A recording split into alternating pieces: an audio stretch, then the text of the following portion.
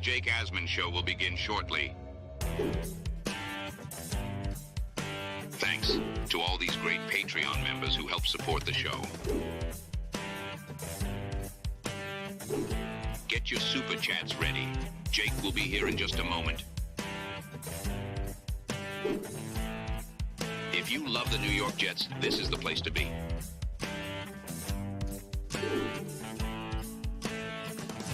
And now, the Jake Asman Show. We are back in the New York City studios, and the New York Jets had themselves quite the NFL draft. What's next for Joe Douglas? We're talking about the state of the Jets. It's the Jake Asman Show. So let's hit it and get it started. Man, our Jets are primed for a historic season.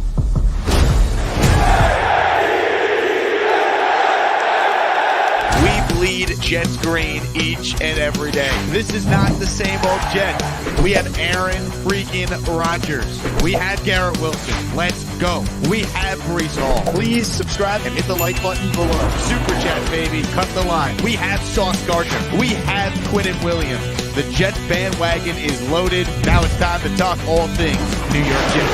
It's the Jake Asman Show.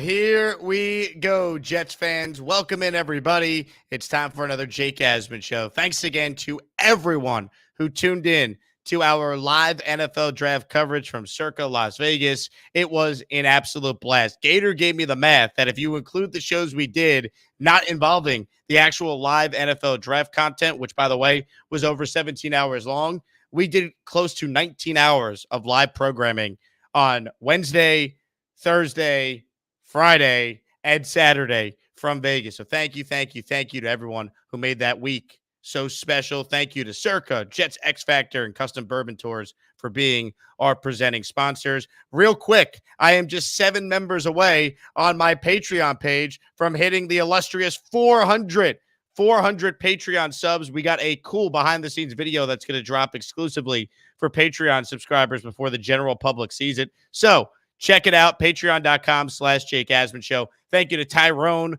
Philip Roman, and David D for being our 3 most recent Patreon subs. If you liked our draft coverage, if you want to support me away from YouTube, it's just $5 a month. You get Discord access, get the show in podcast form, your name in the countdown ticker before the intro, and a bunch of other perks. So check it out, patreon.com/Jake Asman Show. Now let's talk about the state of the New York Jets. And look, as we sit here right now on Monday, April 29th, how are the New York Jets not one of the best teams in the AFC?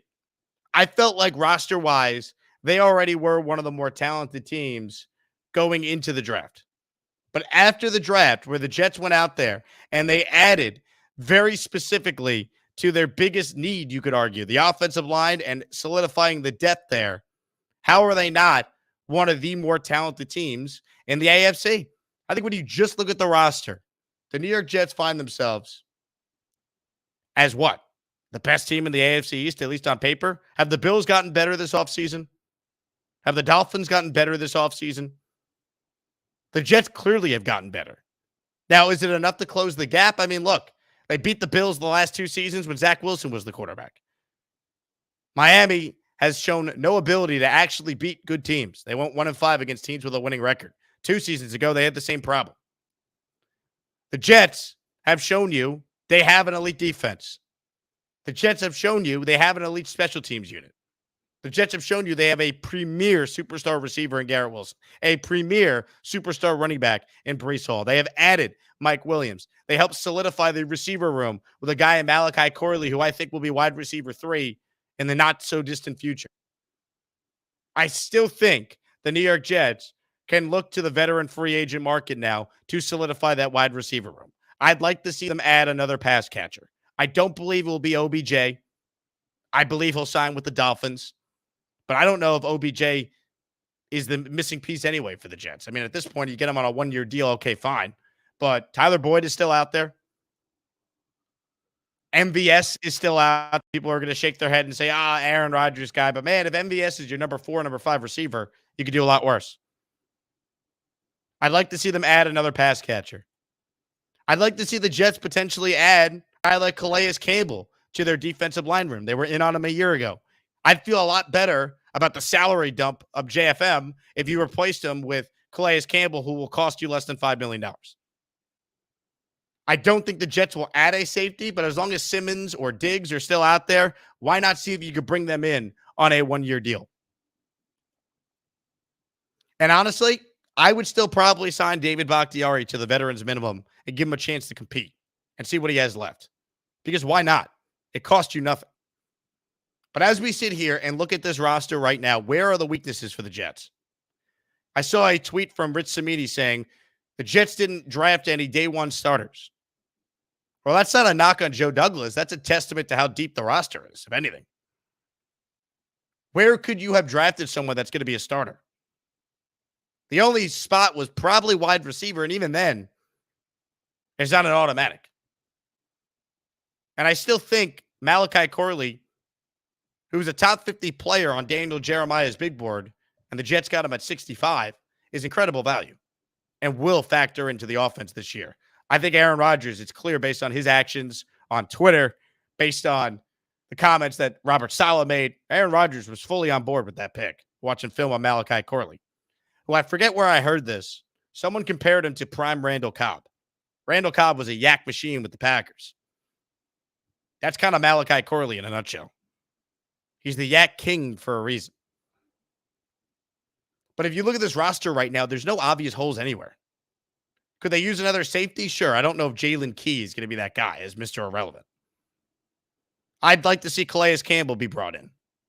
I'd like to see another pass catcher be brought in. But for the most part, this is a deep roster. When the debate is about wide receiver 4 or 5, or defensive lineman 5 or 6, or safety 3 or 4, when you already have an all-pro corner in Sauce Gardner and a Pro Bowl level corner in DJ Reed and a Pro Bowl nickel corner and Michael Carter, who I'd like to see the Jets extend now that the draft has come and gone.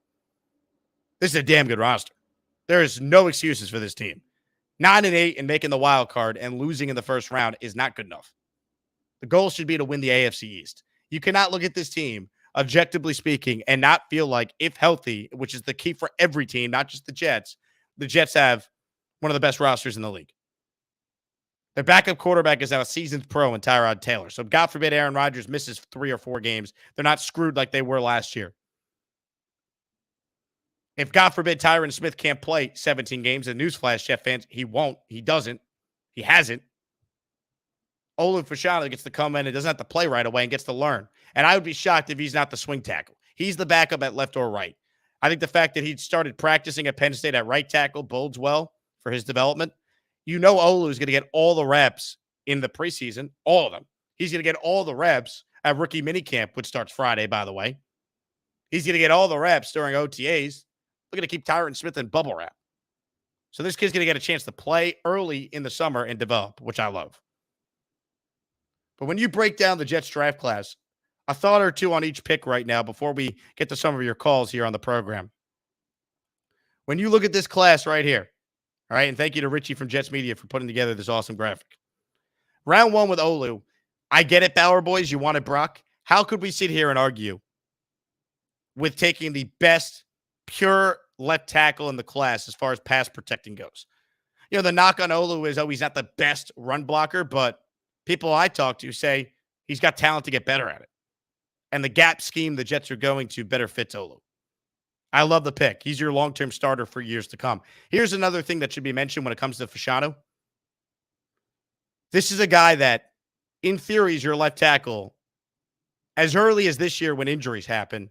But beyond this year, he's your guy going forward. You're going to have to pay Sauce Gardner and Garrett Wilson and Jermaine Johnson and Breece Hall and ABT. You're going to have to pay those guys. Left tackle is usually one of the highest paid positions on any team. You got Olu now under cost control for 5 seasons. So that money you save, it's like having a quarterback on a rookie deal. It's not quite quarterback money at left tackle, but go look at the highest paid left tackles in the league. Go look at what Tunsil is making. Go look at what Trent Williams is making. Yeah, that's a lucrative position the Jets now got under wraps for years to come. Malachi Corley, he's going to play right away. He's not technically a day one starter, but wait. No issue with, yet again, Jets going running back. Braylon Allen is good in pass protection. He had a tweet yesterday where someone broke down his film of him in pass protection. I think it was friend of the show, Joe Blewett of Jets X Factor. And Braylon Allen wrote, I'm going to make sure Aaron could play another 10 years in this league. I love that from the kid. Good pass protecting running back. Nice change of pace dynamic to what you have in Brees and what you have in Izzy. Jordan Travis, you needed to get a quarterback in the pipeline. It was either him or Pratt. The Jets did homework on both those guys. Extensive work on those quarterbacks. Travis is their guy. You love his background, his intangibles, the fact that he has a tremendous amount of experience in college. You add him to this team, and he's perfect to sit and learn for a few years. And you know what? If all he is at the end of the day is a backup, that's cheap backup quarterback money that you now don't have to spend $8 million on a guy like Tyrod Taylor to make up for the Zach Wilson mistake. Isaiah Davis is the one pick I was befuddled by just because I didn't love doubling up on running backs. But I think this is a clear sign. Izzy Abanikanda is firmly on the roster bubble. And after I heard what Dom C said about Isaiah Davis, I'm more on board with that selection than I was previously. And then you look at the final two picks here. Quantez Stiggers might have the best story in the draft. He's going to be a fan favorite. Everyone's going to be rooting for him. And Jalen Key plays with an edge. Maybe he could factor in on special teams. I think that was a Brant Boyer type pick. So overall, considering the Jets did not have a second-round pick, that should factor into your evaluation. They moved back one spot from 10 to 11, acquired an extra 4th and 5th. They ended up trading up for Malachi Corley, first pick of round 3, and that's great because guess what? There's no second-round wide receiver curse when you take someone in the 3rd round, baby. And then you factor in maybe the most underrated move the Jets made all weekend. And you know what that move was, Jet fans? Trading a 4th-round pick with the Lions and picking up a 3rd-round pick this upcoming draft, 2025. If you look at trade deadlines, typically a 3rd-round pick is like the mark of what you'll trade at a deadline for a notable player. Very rarely do you see 1st or 2nd-round picks go at the deadline. It happens, but it's rare. Typically, if you look, a 3rd-round pick is like the threshold. Jets now have extra ammunition for the trade deadline if need be, which is outstanding. I thought that was an underrated move. So as we sit here right now, I think you got to feel good about where this team is at. The key thing for them is injuries, but that's the same with every team. You provided insurance at left tackle and right tackle with Frashanu. You added a pass catcher who could factor in right away in Malachi Corley. And all the Bauer boys, you said, Brock. You got Brock Bowers, Light, and Corley while solidifying your O-line. I mean, the Jets offensive, excuse me, I'm still getting over my Vegas flu. The Jets offensive line went from one of the biggest weaknesses in football to an absolute strength if they could just get some injury luck for once. Think about that. And Joe Douglas did that with limited cap space and without a 2nd-round pick. I think he deserves credit for that. We criticize him when it's warranted. I think Joe deserves credit for the offseason he's had. And final point I want to hit on before we talk about today's awesome sponsor. Mekhi Becton signed a 1-year deal with the Philadelphia Eagles. I wish Mekhi all the best.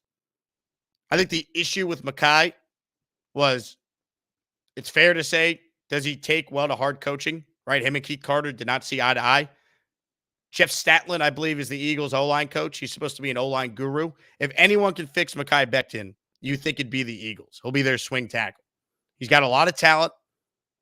Unfortunately, it didn't work out with the Jets. I think the injuries really zapped him of his full potential. He played 16 of 17 games this past year, but he got worse as the season went on.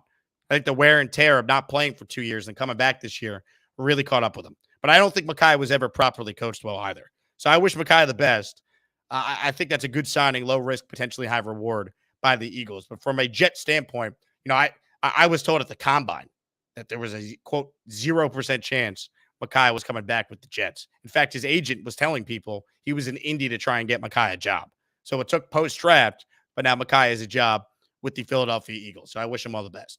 Comments, questions, super chats. We'll cut the line. Thanks to all the Jet fans once again for your incredible support on our mega cast. Once again, we set a viewership record of consecutive days streaming. I think across all platforms, we reached over 100,000 people. Thank you once again to everyone who was a part of it. Thank you to Nick Mangold, Wayne Corbett, Connie Carberg, all our amazing guests who made the weekend so special. And of course, thank you to everyone who submitted a super chat or became an Asmaniac. It goes a long way towards this channel continuing to grow. And to kick off a new week, we got ourselves a brand new sponsor. Thrilled to welcome Cuts Clothing to the Jake Asman Show here. See the shirt I'm wearing? It is a Cuts t-shirt. It is as comfortable as any t-shirt that I have owned, people. Let me tell you something. Cuts has completely changed the t-shirt game. They have tons of simple yet sophisticated items. Their bottom stretch to fit joggers look way better than your khakis and are 1,000 times more comfortable. The joggers you see on the screen there are the joggers that I own. Cuts Clothing is a trusted fashion brand of many professional athletes. If you're a Barstool fan like I am, you always hear Big Cat and PFT talking about Cuts Clothing. So I'm honored to partner up with Cuts. That's CUTS Clothing. That's cutsclothing.com. I got a promo code so you guys can get 20% off on your t-shirts or high quality, wrinkle-free joggers. So check it out. I'm telling you, if you're trying to upgrade your closet, if you're trying to get some comfortable clothing that's acceptable to wear to work or to the office, of course, or a hot date night, you name it, Cuts has something for you. Their t-shirts are the best. That's what I'm pushing hard right now. So get yourself quality, wrinkle-free t-shirts at cutsclothing.com. And when you use promo code Asman, you'll get a 20% off discount with that code. So once again, cutsclothing.com/Asman, cutsclothing.com, promo code Asman. Refine your style and get 20% off. Thanks to Cuts Clothing for being a part of the show. All right, Jet fans, how we feeling? Comments, questions, super chats will cut the line. And I'd be remiss if I didn't make a quick wardrobe change. Let's go, Knicks, baby. How about Jalen Brunson? How about OG Anunoby shutting down Embiid? How about Josh Hart with 17 rebounds? How about them New York Knicks? I'll see you all at the Garden. Knicks in 5. Knicks in 5 tomorrow night. Absolutely love it. Absolutely love it. What a performance by Brunson and company. That was one of the greatest Knick playoff wins in my lifetime. Unbelievable. And shout out to all the amazing Knick fans who completely took over the city of Philadelphia and Wells Fargo Arena. That was special by the New York Knicks and their fans. Special. Comments, questions, calls on the Gusbuster hotline. Let's go to Ricky NY, who's first up. Ricky, we were dying to hear you when the Jets picked your guy, Mr. Jordan Travis. Yeah, I know. I'm so happy about that. Unfortunately, we had a family situation that went on here, and shortly after the Braylon Allen pick, I had to leave, and I didn't even know we drafted him until like almost the end of the draft when I finally got back home, and I was ecstatic, super, super happy. When you're listening to JD and those guys talking to him, they said, on your 30 visit, they kind of fell in love with him, the character of the kid. And you know what? I'm really, really stoked. Any of my fellow Jet fans, if you want to get to know our developmental quarterback a little bit better, right here on YouTube, you can watch a show called The Climb, which is kind of like Florida State's version of One Jet Drive. There's lots of good Jermaine stuff in there too. But yeah, man, I'm really, really, really happy. Ironically, I tweeted at him yesterday and said, you should take number 3. You were drafted day 3. You're coming in as the 3. And you could use that as extra motivation, whatever. And then like a couple hours later, Richie from Jets Media mocked up a picture of him wearing a number 3. I don't know if Richie saw what I said or just did it on his own or whatever, but it was a really cool thing, that graphic that he put together for that too. But yeah, you know what? Overall, I'm really, really happy with the way the draft turned out. Like a lot of people, the second running back, caught me off guard.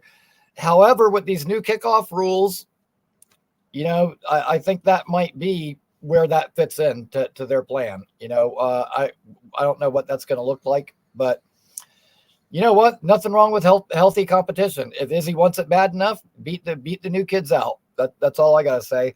And the cream will rise to the top.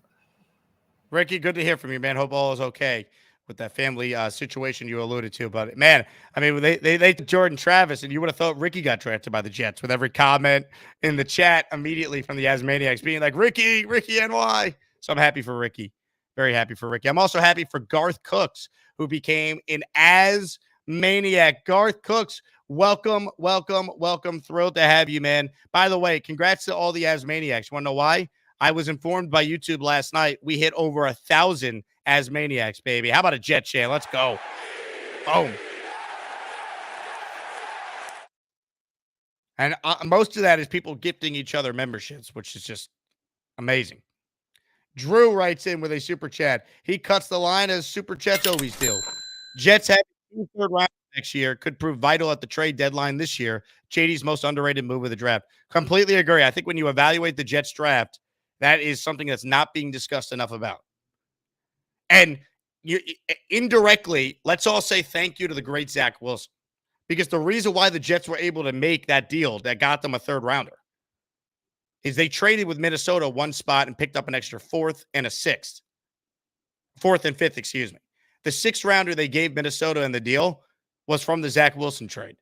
And then they had 3 4th-round picks. So what they did was they took that 4th rounder that they had in the deal with the Vikings and they flipped it to Detroit for a 3rd. So great job by Douglas with navigating the board there. Jay Quest writes in, not good enough. We need division. Need that in my veins. Absolutely, Jay Quest. Absolutely. Not an 8, as I said earlier, not good enough.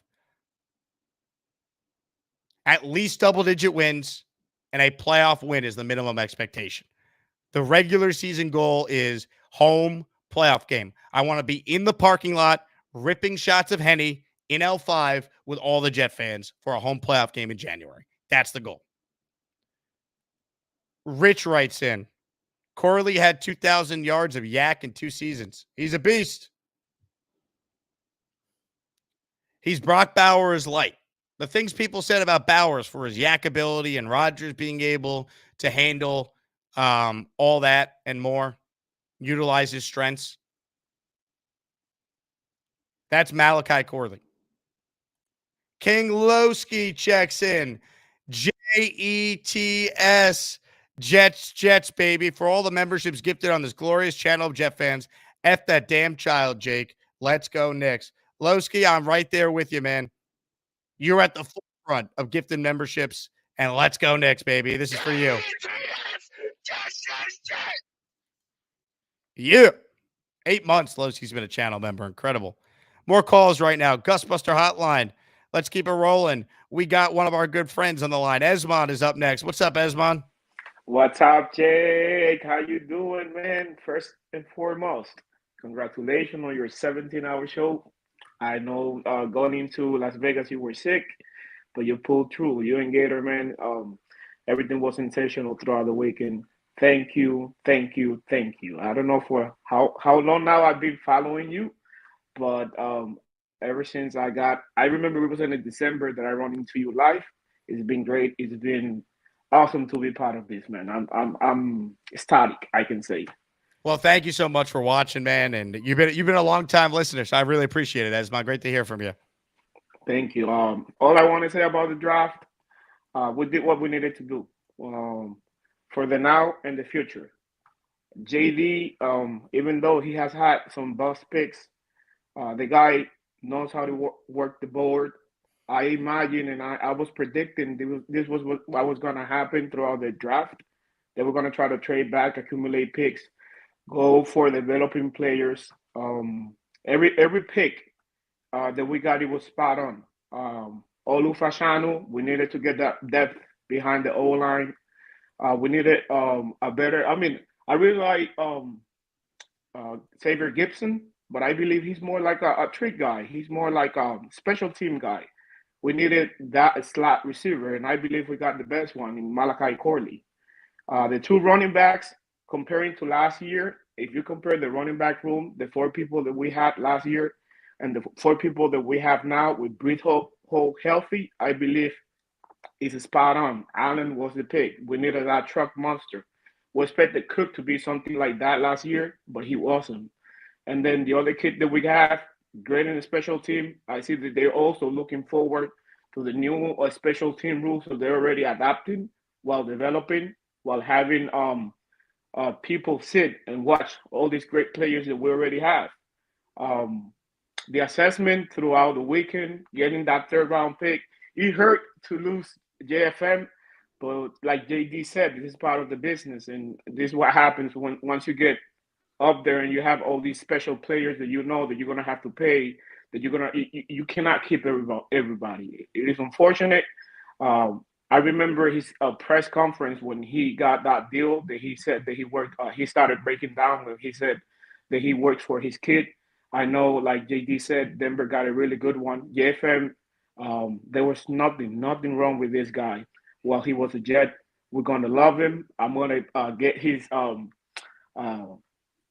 get his jersey. I'm gonna put it in my room because he was a true, and he's still gonna be a true Jets fan. I know that. He gave us all everything that he had, and we appreciate that.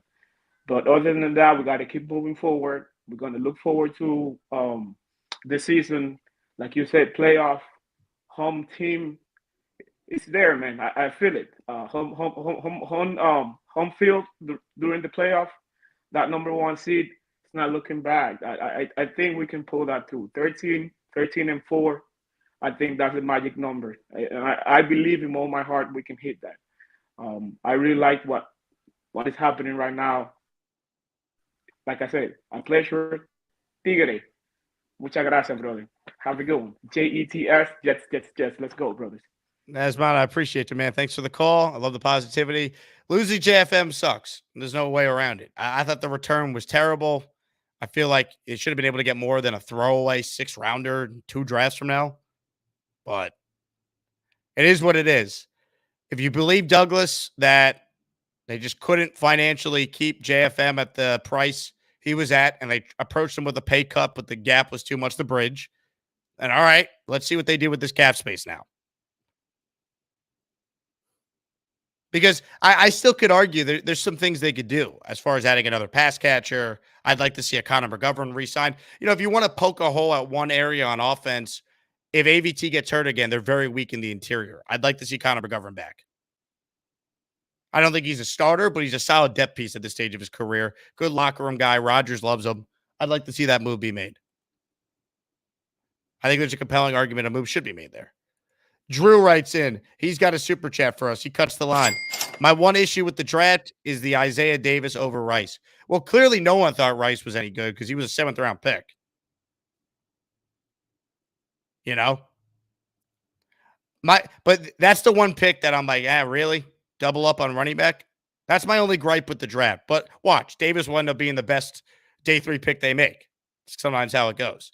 I think we have to also remember Breece Hall is a running back, and as great as he is, a lot of teams don't want to pay running backs. Breece Hall, as a 2nd-round pick, is already going into his 3rd year. He's got 2 years left with the Jets. Are the Jets preparing for life post-Breece Hall?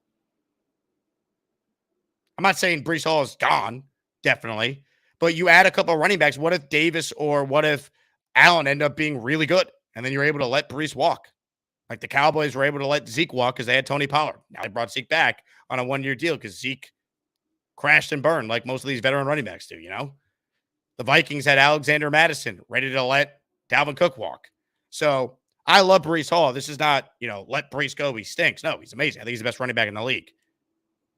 Besides probably CMC. And this year, I think Breece challenges him for that title. But you want to have backs in the pipeline is my point. I think that's a part of this. Dan the Jet fan is using his free super chat for being an As Maniac for 8 months. Boom.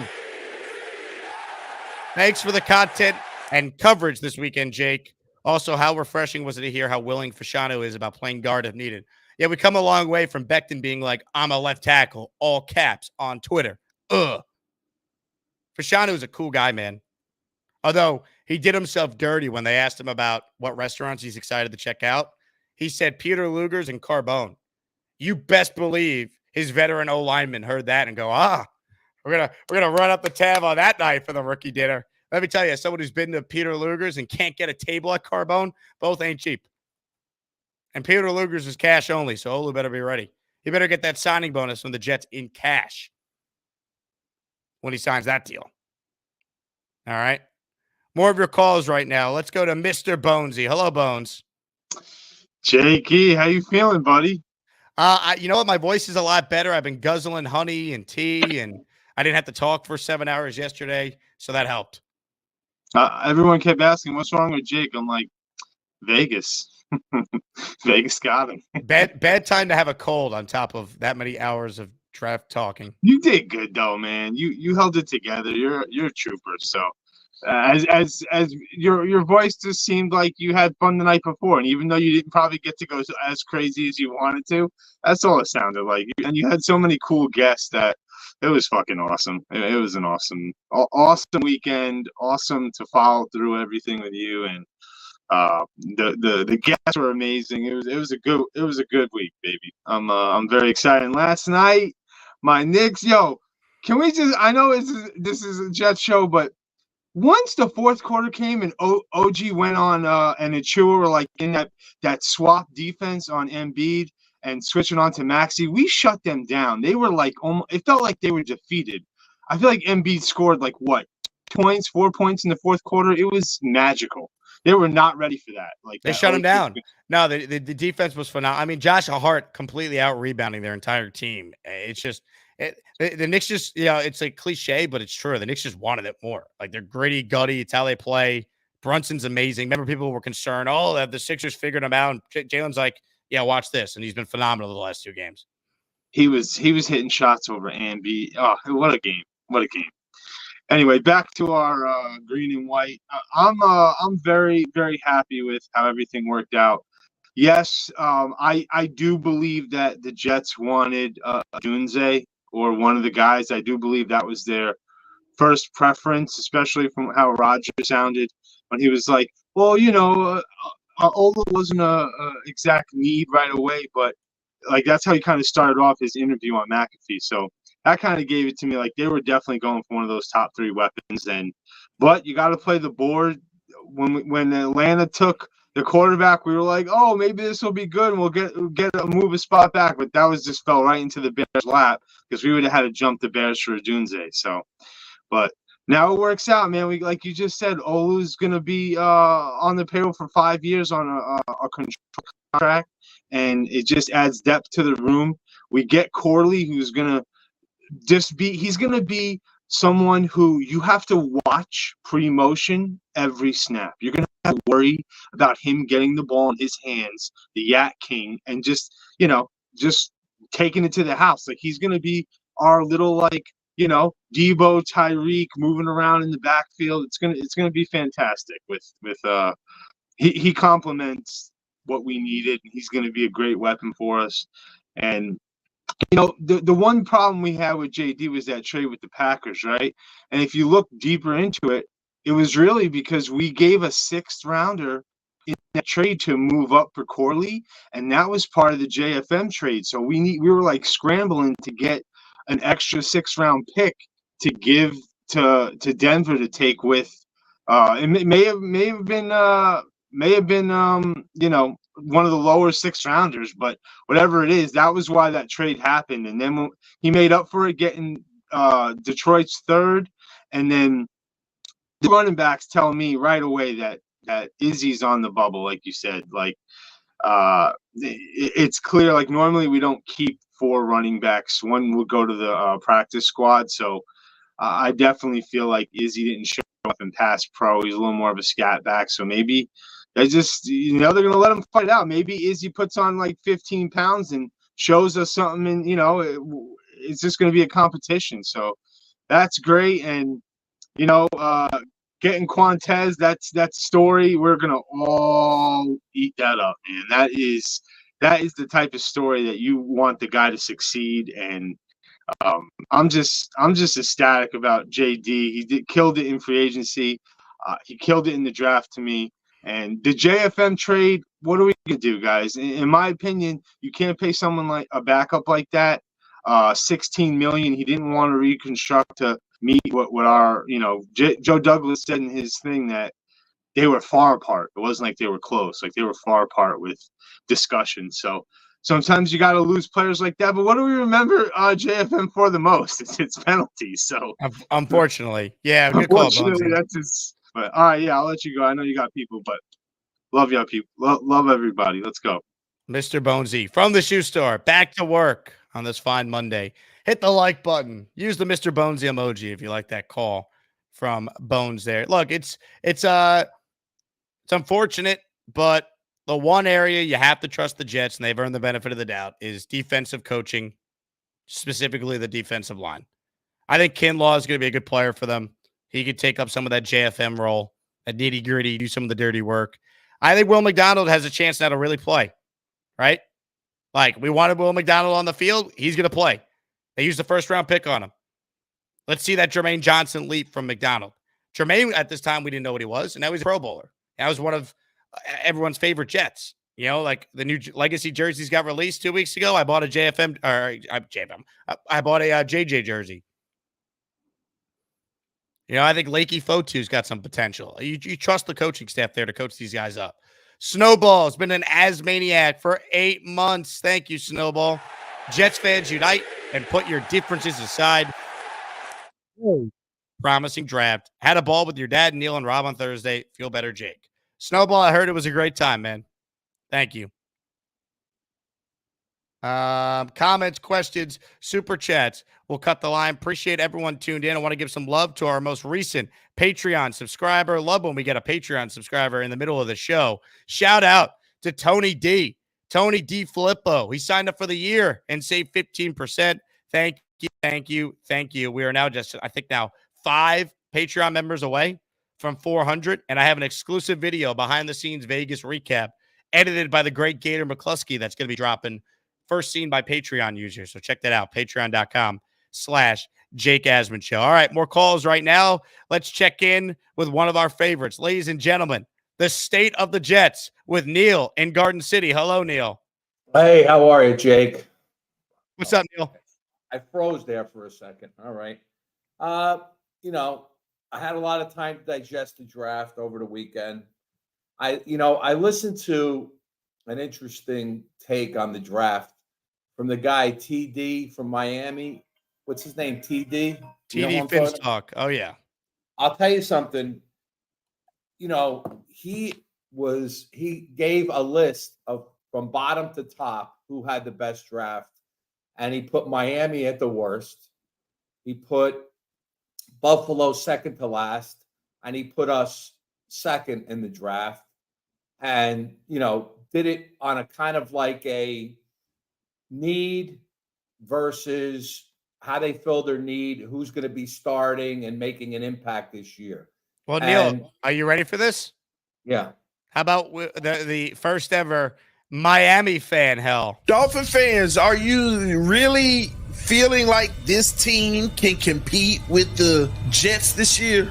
Our only hope with the Jets is hoping Aaron Rodgers is for some reason done lost it.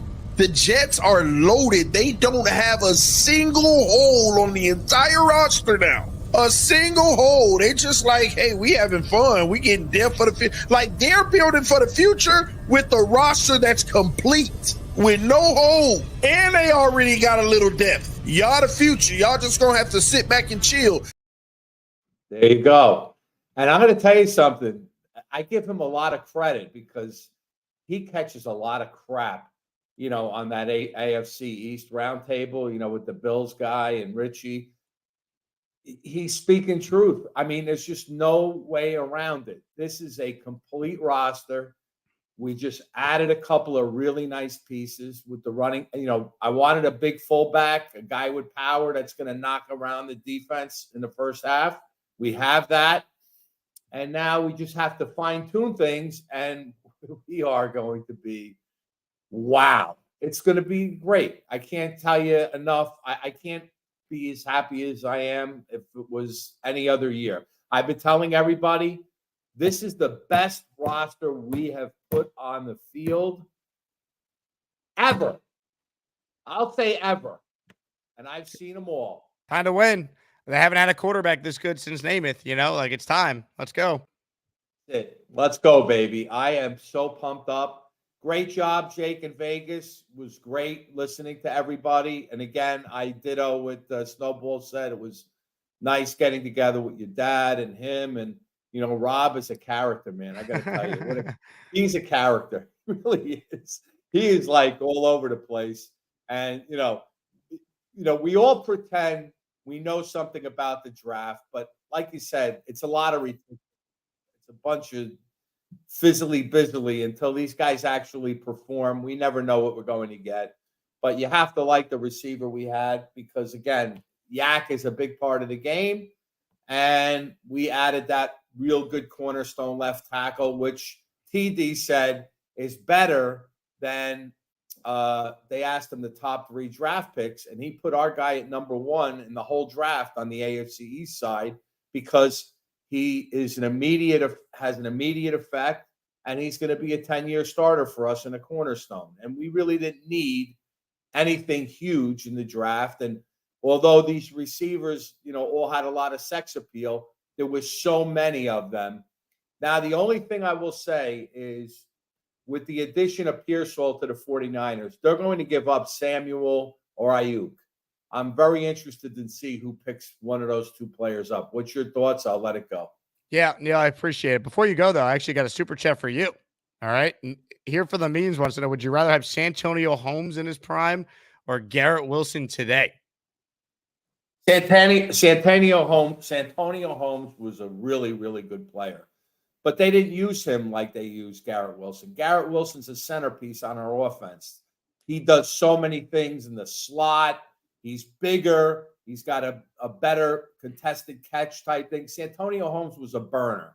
And Garrett is a way better receiver than Santonio Holmes and has a much better attitude. Holmes was not a likable guy. The team didn't love him. Corbett, and him butted heads a little bit. Corbett didn't play. You're talking about Sanchez. Yeah, Sanchez. But then Corbett, who played with him? Braylon Edwards and Cottrey played with Holmes. Yeah, but didn't he make a comment like when Corbett, you interviewed him, was a great interview. Corbett said something like, who was the player that came on? We're talking about Keyshawn. It was talking about his relation with Keyshawn. Right. Yeah. Who said it called up and said, I'll be starting right away. Coles. Yeah, that was great. Yeah. And Lavernius. Again, it's amazing that those 2 are best friends. And God, Coles is such a negative Nelly. I'm interested to see, is he still doing his podcast with Corbett, or they kind of broke it off? I think they only do it during the season. No, I'm interested. I would like you to get Coles, man. Pitch Coles onto the show, man. I want to rip him up. He is really a negative son of a gun. I have to believe if he doesn't think we have a great roster this year, he just doesn't understand football the way he thinks he does. But great weekend. Looking forward to the OTAs and getting this thing going and rolling into the summer. And it's going to be an exciting time for us all the way. Let's go, baby. Let's go, Neil.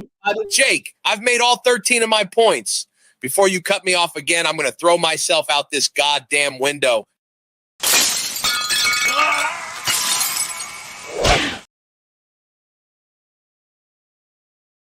Ideal. Tremendous. Love it.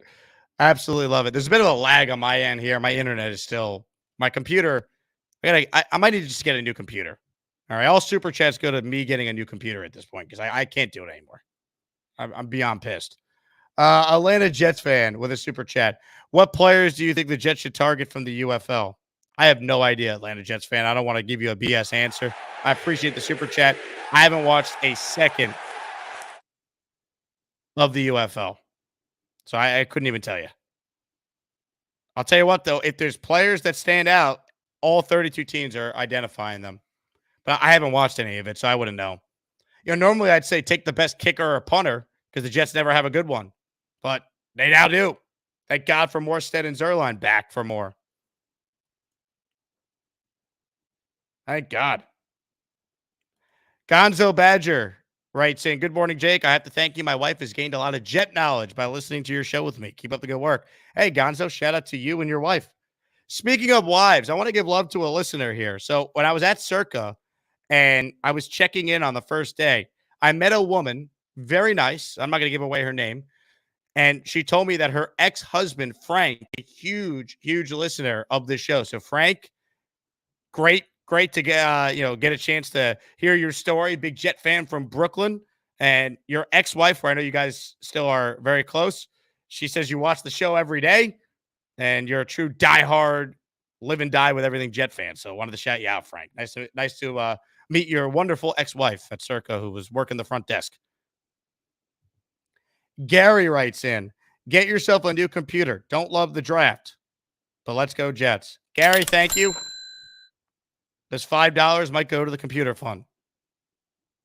Of course, you don't love the draft. The only way you were going to love the draft is if they took Bowers. So, I mean, the second they didn't take Bowers, there was no chance of the Jets earning an A in the Gary rankings. We know how this goes. More calls right now. Buckle up. Allen alert. Allen alert. Hi, Joe Alt from the 9 teams in front of us. Allen alert. I got my Joe Alt jersey coming to me. I'm very excited. My baby blue. How are you, sir? I'm good, Alan. How are you? Major kudos for the 18 hours in Vegas. A little too much rat ditty for my liking, but that's neither here nor there. Couple of comments, positive and negative.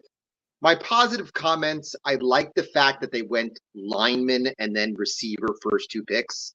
That made the most sense. I didn't think there was a lot of depth in the tackle position. I know they wanted Rome Odunze, but after the first 3 wide receivers went off the board, I like that they changed route and went linebacker, and a lineman and then receiver.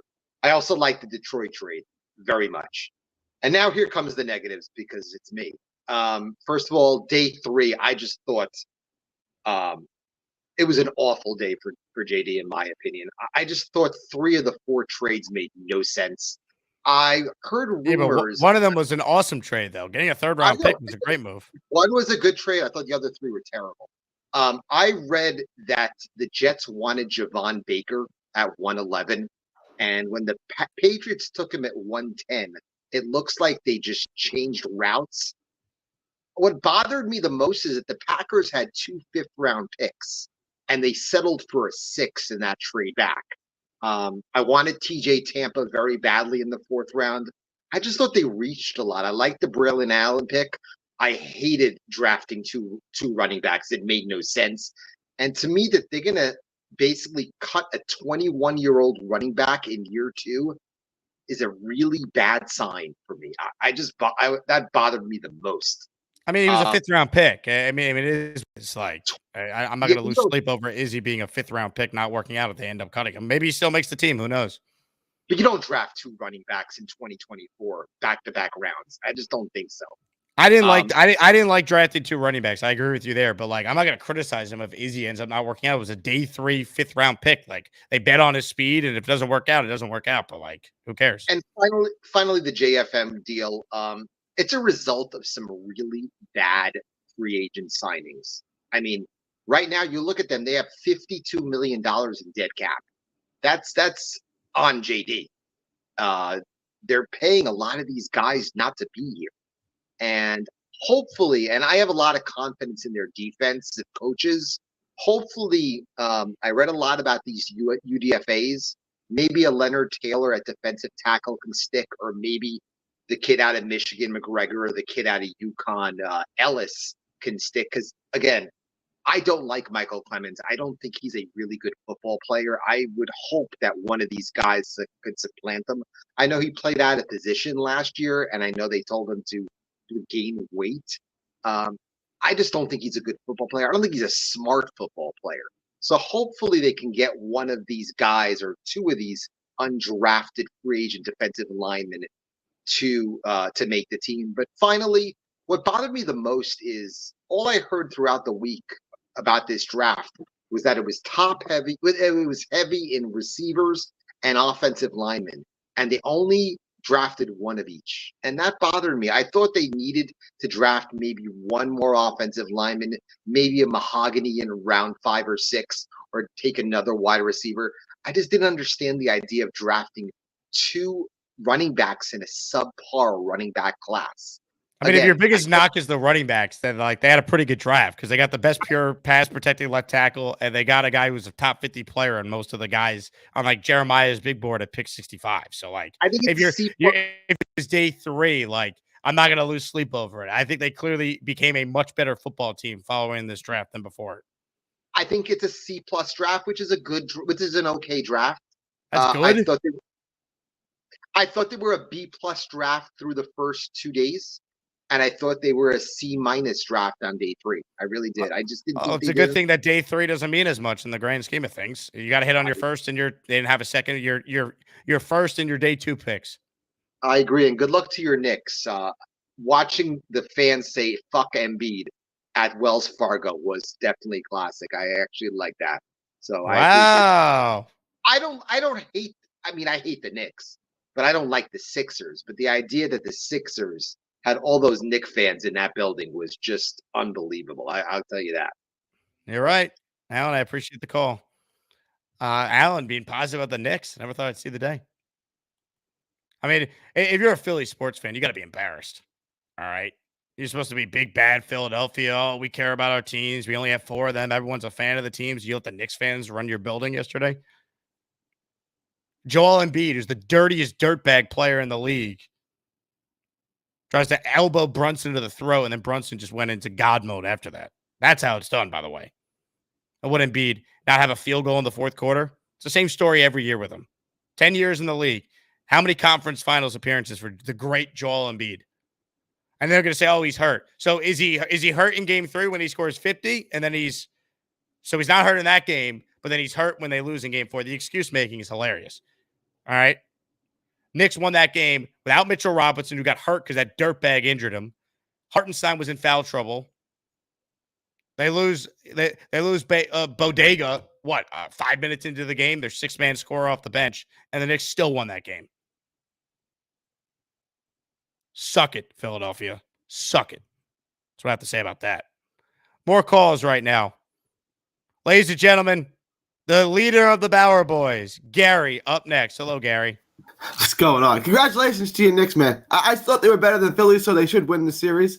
But I'm glad that everyone is getting to see how much of a dirtbag player Embiid really is. Because I feel like he's so good. Yeah, he's probably the dirtiest player in the league, not named Draymond Green. He's been that way, too, and people just love him because he's so good. Like, they don't realize, like, he's too good to be playing. He's too skilled of a big man to be such a dirty player, but he is a filthy player. He's always been a filthy player. Look, I think the Jets are still in great shape to compete for Super Bowl. What's your draft grade, Gary? F or F minus? I gave it a C minus. Alan gave it a C plus, so we're not like miles apart. I gave it a C minus. Do you think it's a good thing that you and Alan are aligned? I would say it's not a bad thing. I think it's probably look. I love Jet fans and I love Knicks fans. This is why I kind of want the Knicks to win because I love their fan base. But the excitement Jet fans get for every player that look, Jordan Travis is a good dude. I'm sure he'll make a great cheerleader. He's never going to get on the field, and that's a good thing because you don't want Jordan Travis. He's a day 3 pick. Focus on day 1 and focus on. Did the Jets not get one of the best offensive linemen on night 1 of the draft who's a pure left tackle? Yes or no?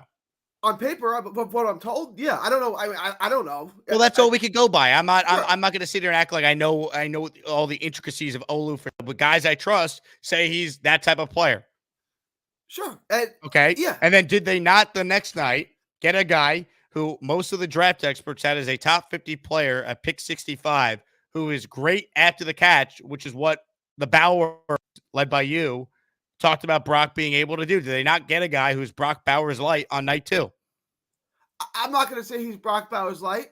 His highlight, his mixtape is great.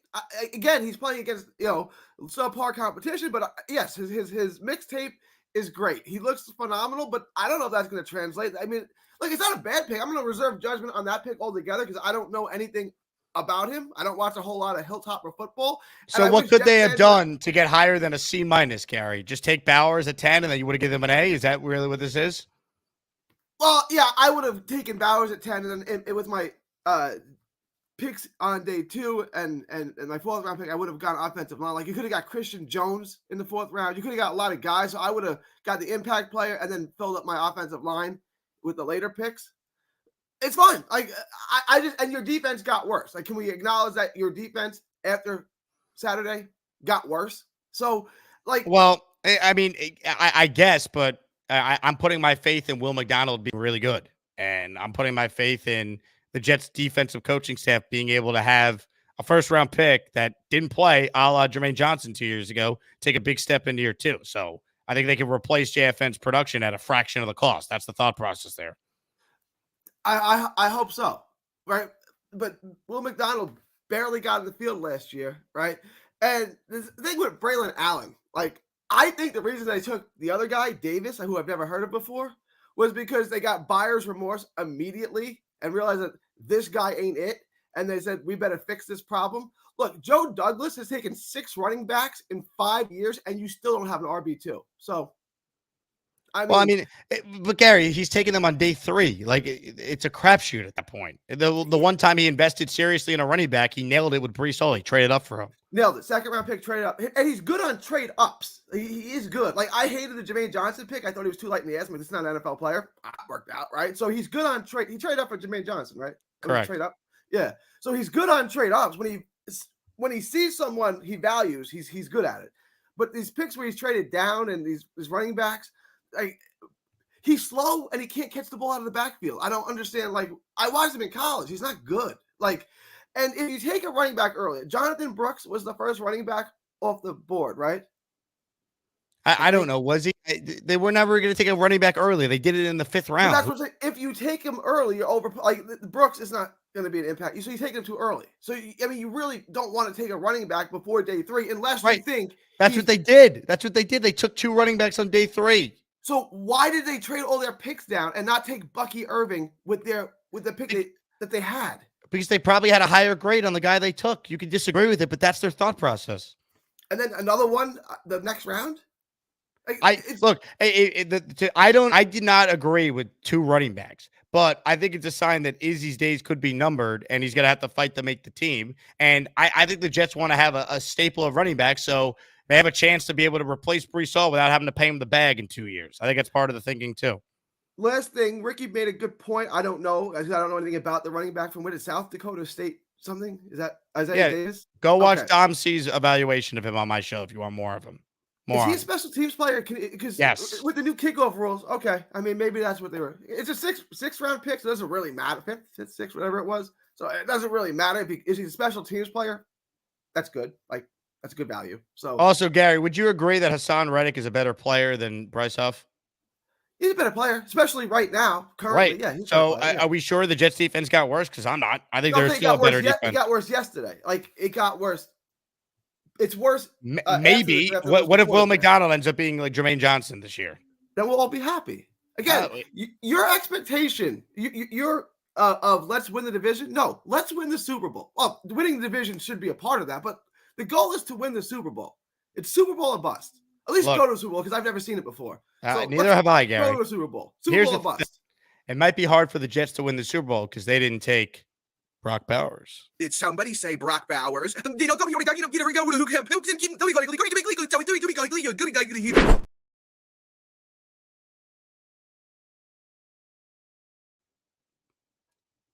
Just saying. Somebody say Brock Bowers? Today's Jake Asman Show, also presented by my friends at Fanatics. Folks, get yourself some Fanatics Jets gear down below. This channel is now a Fanatics affiliate. Get yourself Jets draft hats. Get yourself Rodgers, Brees, Sauce, Legacy jerseys, all that and more is down below. Appreciate everyone tuned in right now. Let's rattle off through a couple super chats here, and then we'll get back to your calls. Appreciate everyone tuned in to the program right here on the show on a Monday morning following the Jets draft. Kekuka Lake Jet fan writes in, if we're nitpicking about day 3 picks, things are going pretty well this offseason, able to have talent with that deal. I mean, like Gary calling Jordan Travis a cheerleader, like, dude, it's a day 3 quarterback pick. He's sitting and learning. Developmental. Brock Purdy was a cheerleader too. Like, you hope you found a diamond in the rough. Chances are it doesn't work out, but you don't stop trying. Jets says, dudes don't understand day 3's development picks. Agreed. Here for the meme says, we got worse, but we added Reddick and Kinlaw. Yeah, I disagree that the Jets defense got worse. I don't think people realize how good of a player Hassan Reddick is. I think that's crazy to me. That's being under discussed right now. Seriously. More calls right now. Ladies and gentlemen, joining us right now is a man we need to hear from. A man who leads us with energy and passion. King Lowski, up next on the Gustbuster Hotline. What's up, King? Jake, my brother. Jake, my brother. It's always good to see you, my brother. It's a glorious victory Monday. You know, we all seen our Knicks do their thing, baby. Y'all want to play 90s basketball? Let's do it, okay? We cut from a different cloth, all right? Real gritty team. We ain't pretty, we gritty, baby. Let's go. I know you seen them Yankees score 30 points in the last 2 games. 30 freaking points, baby. It's so beautiful and glorious to be a New York fan today. I just want to say that the draft was beautiful, man. I didn't have a problem with the draft. The trade downs was a little wacky, but I didn't have overall. The draft was beautiful. We got development talent, which Gary obviously doesn't know about. It's almost spring, so let's do a little spring cleaning. Gary, the only reason you don't know nobody else is because you looked at one damn player the whole damn draft, son. What the hell is wrong with you? You don't know about this one and that one, this one and that one. Of course, you only watch one damn team, one damn player. The hell is wrong with you? It's true. He's right. Now, let me say this, Jay. Alan, did I just hear you say you bought a Joe Alt jersey? Let me tell you something. I didn't hear him say that. Did he say that? I think he said that when he first got on the call. I know I ain't deaf. I yell a lot, but I ain't deaf, Jake. All right? I know he said the Joe Alt jersey is coming. Let me tell you something, Alan. All right? Let you come on this stream with that powder blue bullshit. All right? That Judge Allen video gonna be for real. All right? Don't play, Alan. All right? You get that bullshit out of here, Alan. We not playing that shit over here. All right? You take that powder blue bullshit somewhere the hell else. All right? Don't play over here, Alan. It's ain't nothing but JATS. Jets. That's all it is, baby. You better come on this stream with nothing but green. You hear me? JATS. Jets. King Lowski, baby. Yeah. I love it. I missed that Alan said that. I'm on a terrible delay with the callers and the videos I'm playing in. I gotta like restart my computer and figure this out. So Alan, if you actually buy a Joe Alt jersey, I'm sorry, bro. That is the height of just being a loser. There's no other way to put it. If you buy a jersey for any other team besides your team, that's as sad as it gets. And it's a draft prospect. Come on. All I heard from Alan, by the way, was, oh, the Jets need to lose because they're going to miss out on either Alt or Fashanu. And they ended up getting Fashanu anyway. King Lowski, that powdered blue shit. Love it. That's why he's the king, folks. That was tremendous. More calls right now. We got a lot of people on the line, so let's rapid fire through as many as we can. Let's go to our guy, Bernard BMAC. What's up, Bernard? Hey Jake, what's going on, man? Good morning to you. Thank you, King Lowski, for waking me up, man. Because Gary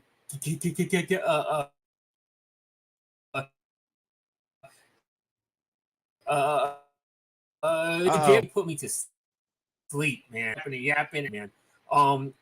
Gary called Jordan Travis a cheerleader.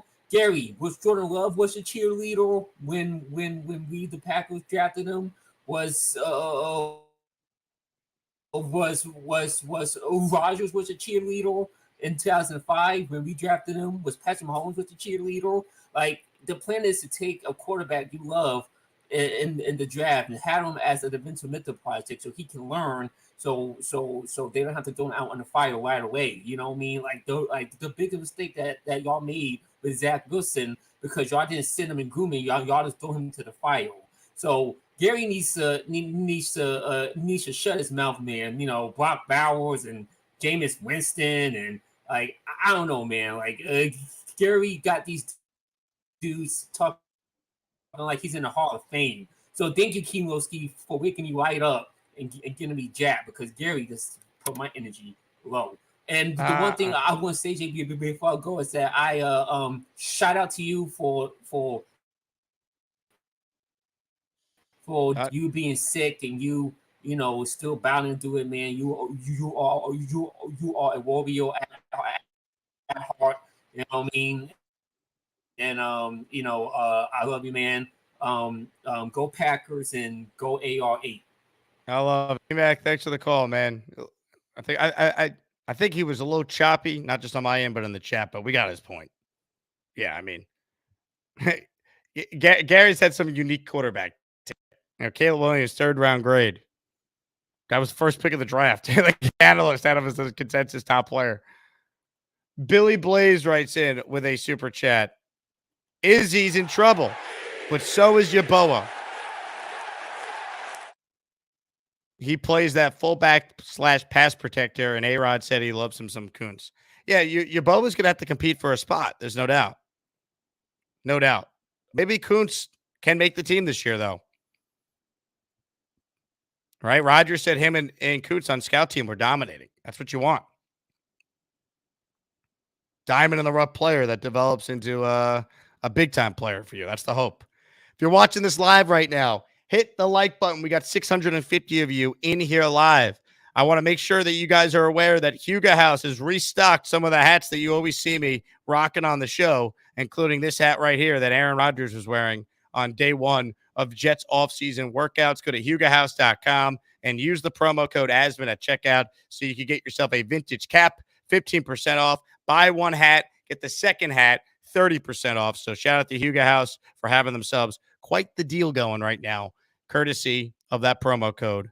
Once again, promo code Asman at checkout, 15% off. Buy one hat with Huga House and get the second one. Once again, second one, 30% off. More comments and questions. Super chats continue to cut the line. Also, your calls as well. We're going international, I think, for this next one. Ladies and gentlemen, the great Craig down under in Australia joins us now. What's up, Craig? You busted me drinking again, mate. You got to stop this. It's 5 o'clock somewhere, Craig.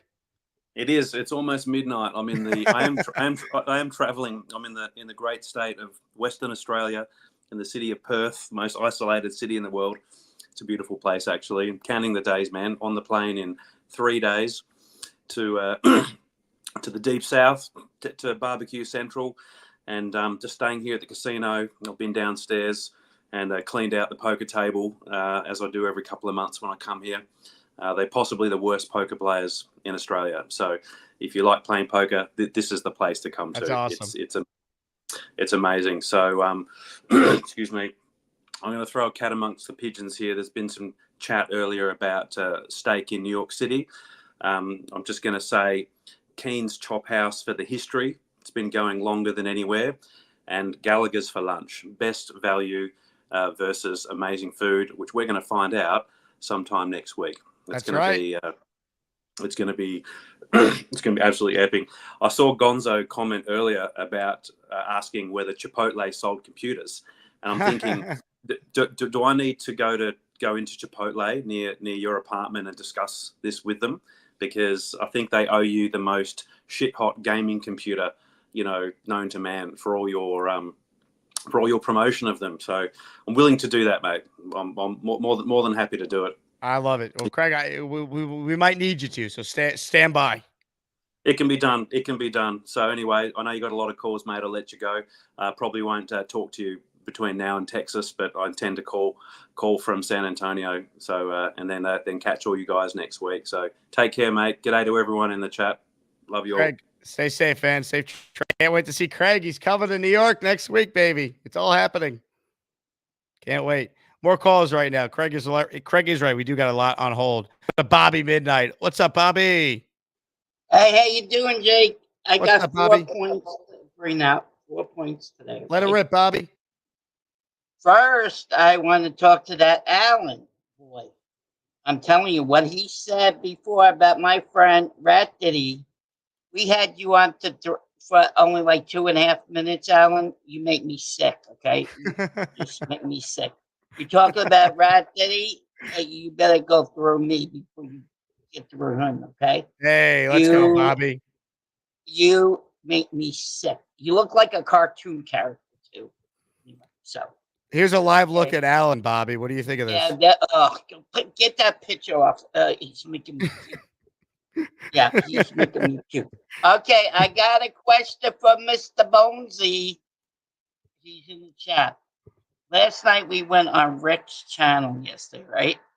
And we're all in there, right? Me, Mr. Bonesy, and he was watching gonna watch the show with his wife, Lost, right? So he has his. I told him he had to leave about 11. So he says, "X, I told him the ex-wife. I said hi to her, right? So he did say, I don't know how she responded. I wanted to know that. And then you had to hear what Richie said yesterday because they had Charles Gorman on. Uh-oh. And the father knocks on the door. And then Richie says, Richie from New York says, better turn that porn off, Charles, before you get in trouble. It was funny. That was funny. Then I want to grade the Knicks, the Jets. B, I give them a B. A B? I'll take a B. I take a B too because they got the offensive lineman. Then they got that running back. Who's the second pick they got? They took Malachi Corley. Oh yeah, the receiver was good. Yeah. Yep. I like that running back, the guy from Wisconsin. Like I said, remember? Braylon out. Yeah.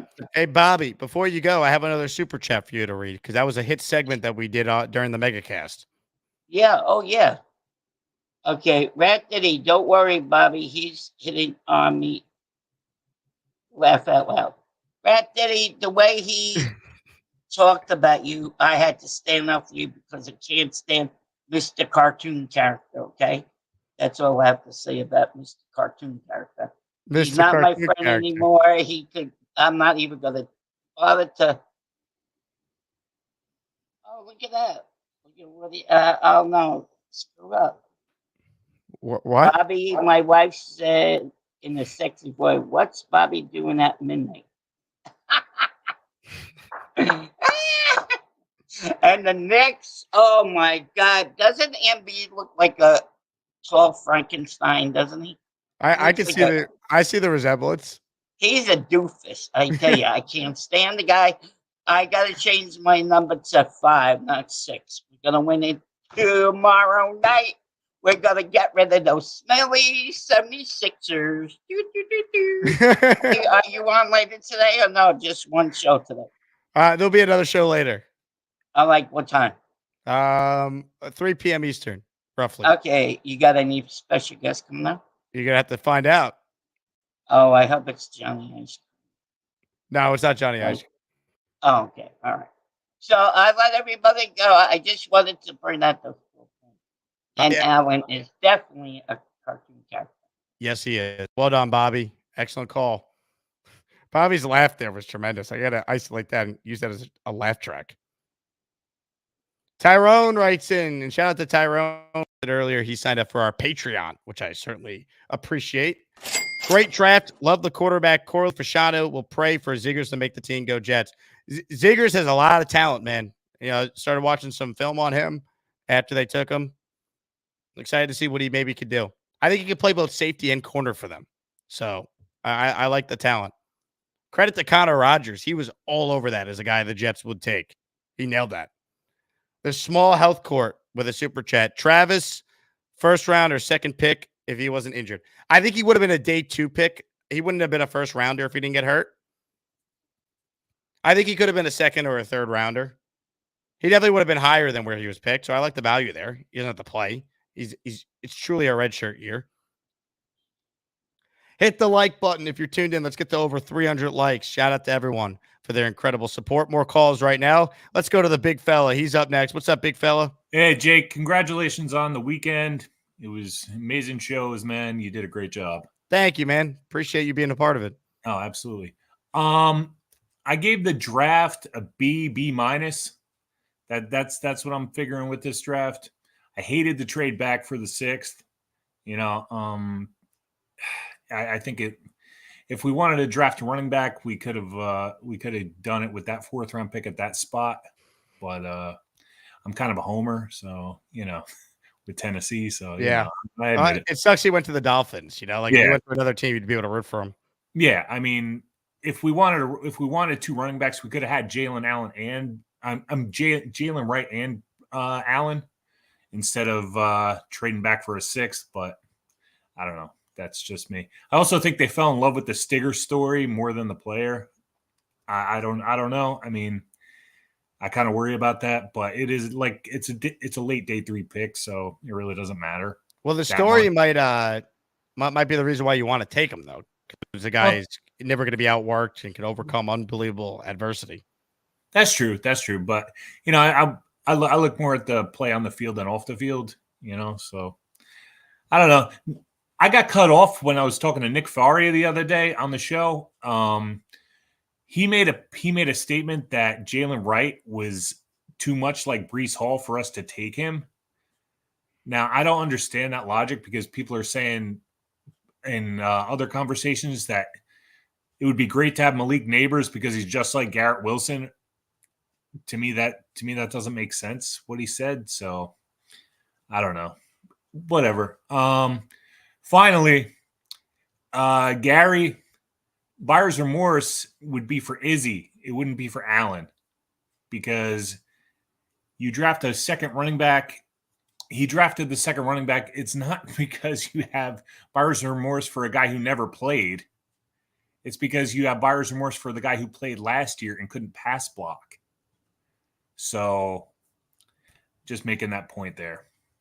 So anyway, I like Allen a lot. To me, like Izzy was just purely about his speed, seeing if you could teach him how to be an NFL running back because he's got the talent. Allen to me is more of a complete back, and he's young too. He's not even 21 yet, so I like the upside there. I think it was a good pick. No, I think it was a good pick too. Like I said, I would rather had Wright and Allen as opposed to Allen and Davis, but that's just me. So, other than that, have a great day, and I look forward to seeing you later on your show, man. Big fella, appreciate you. More calls right now, but first a super chat that came in from FPP. FPP writes in, "We love Allen and Gary.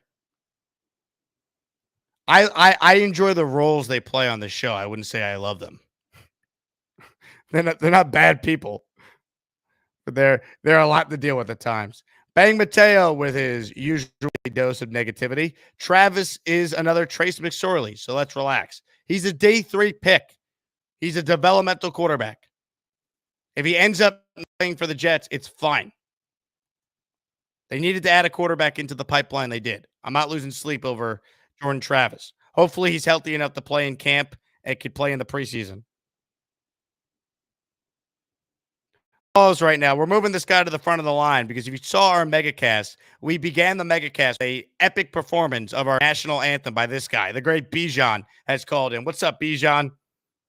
Hey, Jake. Thanks I first want to thank you for that opportunity. That was awesome. So were you nervous? I kind of just threw it on you and you went right into it. You crushed it. Oh, I appreciate it. Yeah, I was definitely nervous because I figured there was definitely going to be some people watching. So it was a great first step. Like I told you, my dream. Hopefully, if I can convince some of the NFL folks that I can play at some of these stadiums, especially Jet Stadium. So hopefully soon. I'll tell you what, Bijan, a high-ranking ESPN executive texted me after that and said that you did a great job. So someone was watching. Oh, that's awesome. That's great to hear. That's awesome. Yeah. Well, I mean, yeah, awesome. And in terms of the Jets draft, I think overall, it wasn't like the flashy draft that everybody, maybe some people were hoping for, especially maybe the folks that won like a Brock Bowers over in a Dunze. But man, I tell you what, 6 or 7 games in, when we have some injuries and we're gonna have to do some shuffling around, and Olaf Bushanu inevitably is gonna have to start, people are gonna be more than okay with having that pure left tackle over a Bowers or a wide receiver. And again, it's something that Robert Saleh said. You can't trade for offensive linemen mid-season. Nobody does that. because everybody gets hurt on the O-line. That extra third that we picked up can be used for some sort of trade mid-season. If we're like 5-3, 6-2, we need that extra little boost.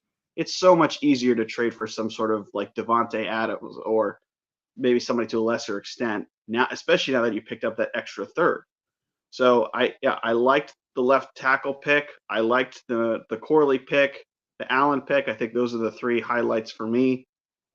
You know, and I think overall in this offseason, I think it was really solid. It's a good 1 to 2 year window roster. I could still probably use maybe a little bit more of like, especially after the Myers trade, somebody like a Calais Campbell, because he can kind of fill that DT, D-end, run stuffing role. And then maybe one more O-lineman. I'm not crazy about the guard depth with Jake Hansen. I forget who the others, Schweitzer and Newman, or some guys like that. I could maybe use one more guard and maybe Calais Campbell on the defensive line. But other than that, I think the roster's pretty rocking and rolling. Maybe a receiver too, you could argue, but Joe Douglas seems to love Gibson and Brownlee for whatever reason. So, you know, I think we're in a good spot. I'm with you. I think 9 to 10 wins is like the floor, I think. Yeah, and I want a division, Bijan, no doubt. Good call. And great job. For those who missed the beginning of our megacast on Thursday, we led the show with Bijan's of our national anthem. Alex Johnson's been an Asmaniac for a full month. Love your show, Jake. I watch every chance I get. Alex, I appreciate you. More calls right now. Jerome, the Packer fan, up next. What's up, Jerome? What's going on? What's going on, Jake, man? I just want to give you a congratulations on the streaming and whatnot, man. Great job there, buddy. Great job there, buddy. And you know what? Appreciate it. I need people to leave Joe D alone, man. He did some willing and dealing without having a whole lot of picks to work with. He made do for what he had to do. And I have to say, I don't know with none of the picks. None. I don't have a problem with it. I like every single one of the people that y'all pick. They all character guys. And I'm giving Joe an A-. I'm giving Joe an A- on the picks. For Shanu, he can come in and be an impact player right away. That you see how big that guy is? He never allowed one sack. Not only could he learn behind Hall of Famers, he can come in if they need him for a game or 2 or 3 and actually make a good impact. What's his name? Malachi Corley. He's just the kind of quarterback. I mean, he's just the kind of wide receiver that in Green Bay, we've had a lot of those. Randall Cobbs, Jordy Nelson, James Jones, Donald Driver. Their yards after catch, it's going to pay dividends. And then I don't even have a problem with the 2 running backs because you don't want to have to pay Brees, which is it's almost time to them possibly playing Brees. And then you want to preserve Brees a little bit anyway. You need another workhorse kind of back there. And then that one, I forget his name, that one running back, he runs angry. He reminds me of what we have in Green Bay with that A.J. Dillon. He can be used in short yardage situations and in the red zone with 2 tight ends, Jeremy Ruckert and what's the guy, Khan? What's his name? I don't know y'all roster like that. Conklin. Yep. And you know Rodgers loves his tight ends down there in that red zone. And you just give yourself more versatility in scoring in that goal, what we call in Packerland goal zone. So no, I don't have a problem with none of the picks. They made all of the necessary picks they were supposed to make, having to pivot from not getting those 3, the main 3 they were after. And Joe did good for not having working with much. I give him an A-. Hey, I give him an A-. And y'all 14-3, man. There's no reason why y'all can't do 14-3. I love it, Jerome. Great call. I love the positivity. I'll take 12-5. 14. Wrap my mind around it, but man, it's a good roster, man. Seriously, they don't have any weaknesses, if any. It's just injury question marks, but that's every team. Why don't you tell me Aaron Rodgers plays 14 or 15 games this year? There's no reason why not a 10-plus win team. at the minimum. That's how you got to look. Let's go to Dad Life FC up next. What's up, Dad Life? Hey, what's up, Jake? How you guys doing? What's up, man? I appreciate the stream. I literally watch your stream more than I watch the NFL Network, so I appreciate it. I was looking for that Jets content. One thing with the team I like, I don't know if Woody Johnson gave JD like a thumbs up, like he'll be here next year, because I feel like most of the moves, not most, but it was a good mixture of little bit long-term investment and picks that can help us right now. So I feel like it was a good balance. I don't know if Woody Johnson gave him that, okay, don't throw away all of our future, because you might probably be here next year, and I feel like they're confident that we're going to win, so it's a good chance we'll be here next year. And only one other thing I'm looking for on our offense, I really wanted like a playmaker or wide receiver that can like stretch the field, because I feel like I know we have the big Mike Williams can go up and get it, but I wanted like a true like speedster on the outside that could stretch the field. But I feel like our team is a good mixture of old and young. People always say, "Oh, we got a young team," but we really don't. We got a good mixture, and we have a lot of flexibility in regards to now, and we're set up pretty good for the future. So I think we're in a good spot, and I hope Rodgers play at least 3 more years, including this season coming up, and I think we'll be all right, man. Hey, but great call there, man. Dad Life, appreciate you. Like the thing I would say about the draft is I don't think Woody's like you're going to be Joe, but I think the board kind of just aligned for it to feel that way. What I mean by that is the Jets, I think, wanted Rome Odunze. He was their preference. They had him ranked higher than Olu. But when Odunze left and the big 3 receivers were gone, Dad Life, they did the smart thing. It wasn't the sexy thing. It wasn't Bowers. It wasn't, take another receiver like Brian Thomas Jr. or someone. It was go out there and solidify your O-line. And like the idea that Fashanu is not going to see the field this year is lunacy. All right. He is. If he doesn't see the field this year, it probably means the Jets might be 14-3, like Jerome, the Packer fan, says they're going to be. So you addressed your depth and raise your floor, but you also hit your future with the Fashanu pick. And then obviously Malachi Corley, I think, is the Jets slot receiver on opening day. So it's kind of to me, it was a really good draft of need and future. Like win now and also future at the same time. No matter who your quarterback is, they're going to need an offensive line. And if Rodgers only plays 1 or 2 more years, you feel like Olu, Tin, and Vera Tucker are 350-year line for the foreseeable future. That's good no matter who your quarterback is. Flight or Fight podcast just became an As Maniac. Boom. Ladies and gentlemen, thank you to all our channel members. Appreciate that. Super chat from the big fella. It's whole dollars. Boom. Cha-ching. Forgot to ask, did you see Embiid step on? Also, what is up with him only blinking one eye? He's got some sort of like eye issue. I forget what it's called. That is a precursor for a serious health issue. Yeah, Embiid's dealing with a lot. He's still a player. He stepped on Hart's leg. He elbowed Brunson again. I mean, I saw on Twitter yesterday, there's like full-on highlight reels of just the dirty plays from this series alone with Embiid. Then you factor in everything else he's done. A couple of years ago with the Nets in that playoff series. It's Bell's palsy he's dealing with. Thank you, Tom Ace, in the chat. Sean says Olu could start in at least 4 games. I would be shocked if he doesn't. Oh, we don't need an O-line. The O-line's set. Stop it. Have you watched the Jets? Come on now. Today's Jake Asman Show, presented by my friends at Underdog Fantasy. Folks, Underdog gives you the opportunity to put action in on every sport at the same time. Baseball, hockey playoffs, basketball playoffs. Submit your Underdog pick'em entries, mix and match teams, mix and match sports. It is so much fun. This is not sports betting. Underdog is a game of skill. That's why it's called Underdog Fantasy. It's a different twist on a way to win cash money. Promo code Asman at sign up, and you could deposit match up to $100 if you're a new customer. If you're in our Discord chat, I'm always posting my Underdog slips.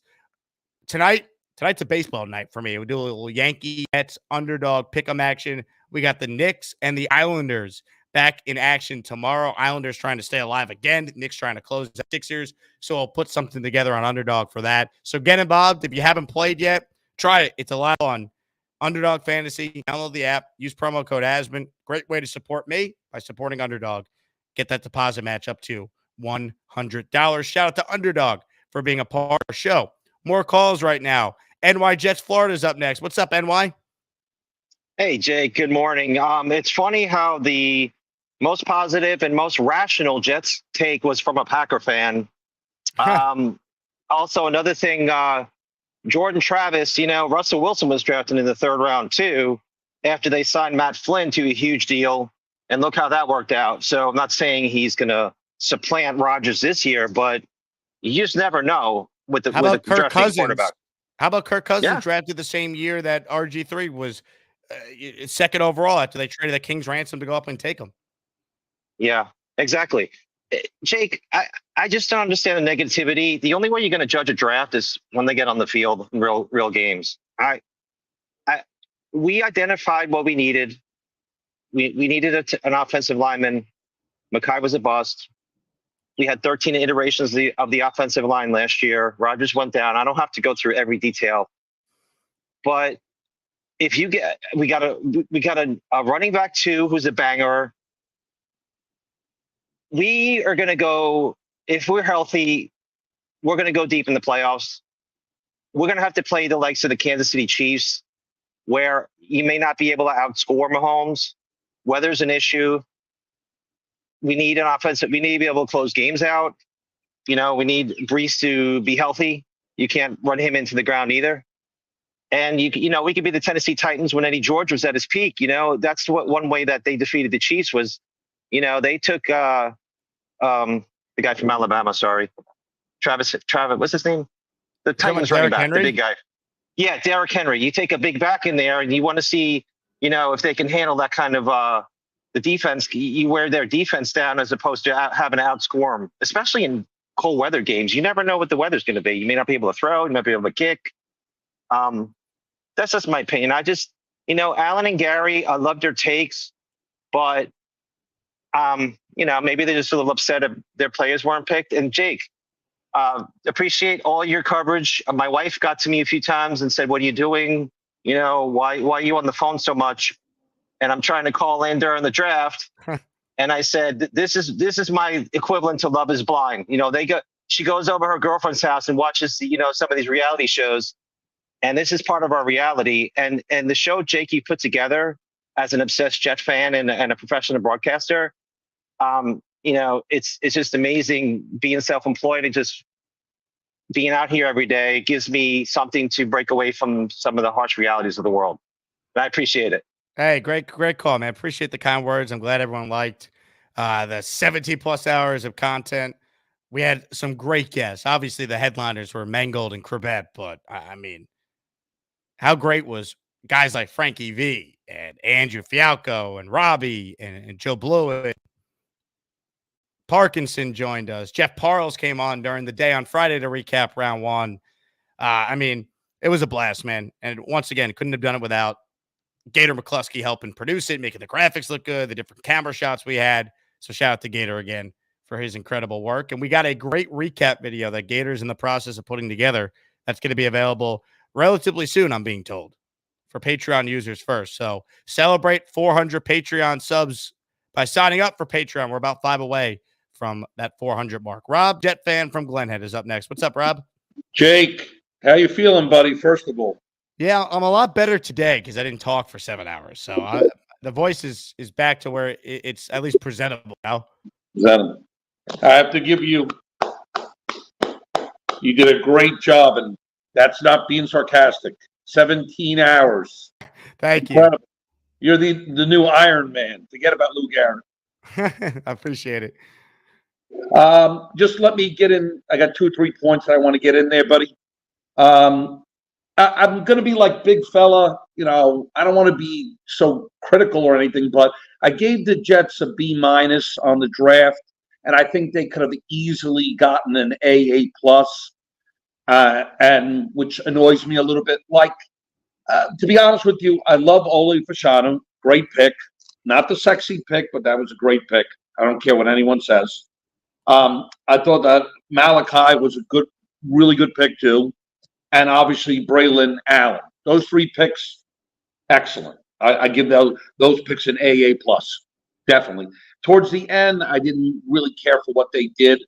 Again, I don't want to beat a dead horse here, but they could have had Spencer Rattler pick 150. They had over four picks, fourth round picks, excuse me.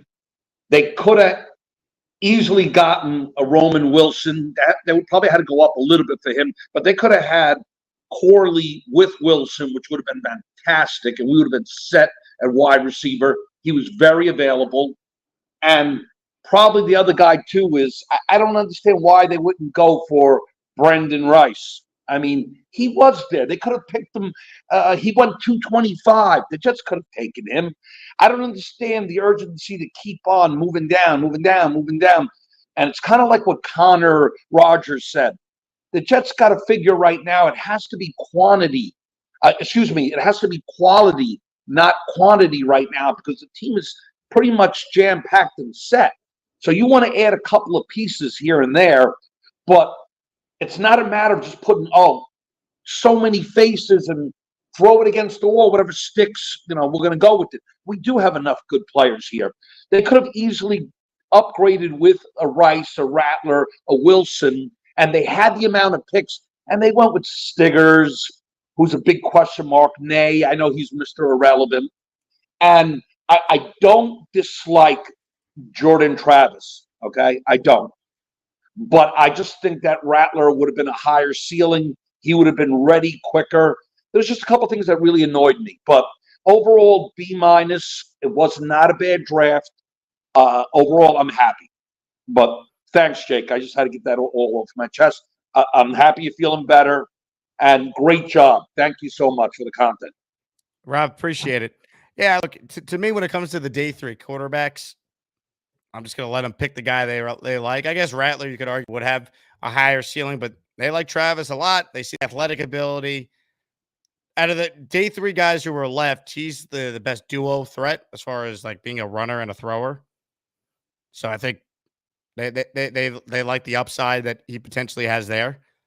But yeah, I mean, I'm not gonna lose sleep over it. To me, it was important for them to come away with at least one receiver. I would have doubled up on receiver over running back, so I'm with Rob on that one.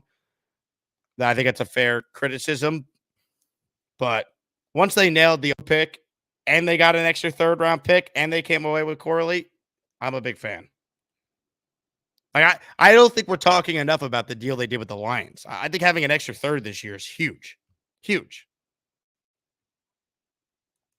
Cartman says, thank Bobby for reading when your voice was shot. Yeah, Bobby Midnight coming through reading the super chats was tremendous. Tremendous comedy and tremendous to rest the voice. Pittsburgh Mike checks in. New logo, new jerseys, new quarterback room. 2024 is about to be special. Enjoy the summer, Jet fans. The season will be here before we know it. Get ready. Hey, rookie mini camps on Friday, baby. We got 2 days left in April. It's May, man. Yeah, I mean, yesterday in New York, I took the red eye back from Vegas. I landed, it was 75 degrees. Today it's 81 degrees right now. My Apple Watch is telling me. Football season will be here before we know it. 3 more calls and then we wrap. Johnny Boy up next. What's up, Johnny? Hey, what up, Jake? How you feeling, man? Johnny, I'm all right. What's going on? Hey, appreciate all the content you put out there, bro. I thought the draft was awesome. I think we did good, but my the biggest reason for calling, man, the whole Zach Kuntz thing, man, it's not really talked about. JD made it a reason to talk his name up. Salah brought it up as well, and then now Aaron Rodgers originally did. What's your take on all this, man? Like, can this cat be the one that's going to be, Aaron's main target in the end zone? Because that dude's like 7'20", ain't he? And whatnot, runs at like 4 something. It'll be interesting to see that, man. I think he's been like a kid that's been stuck to Aaron Rodgers and is seeing what he could truly do. So maybe it's his Mercedes Lewis all over again. But just wanted to get your take on that, man. And I'm glad you're doing better, bro. You killed it. Thanks, Johnny. I appreciate it. Yeah, look, I mean, it's interesting that, Rodgers noted that him and Kuntz were lighting up the defense on the scout team at the end of the year. I still think it's a long shot for him to make the team. But him and Yeboah are going to battle it out. And Kuntz, maybe if he really does have this chemistry with Rodgers that could translate over the summer, maybe they would have some packages for him to be in the red zone, as Johnny pointed out. He's got the size. He's just very raw. That's why he was a 7th-round pick. But maybe he's a guy that can be a part of this team. He's an interesting name to watch in the summer and the preseason, see what opportunity he gets. Chitty Bang is up next. What's up, Chitty?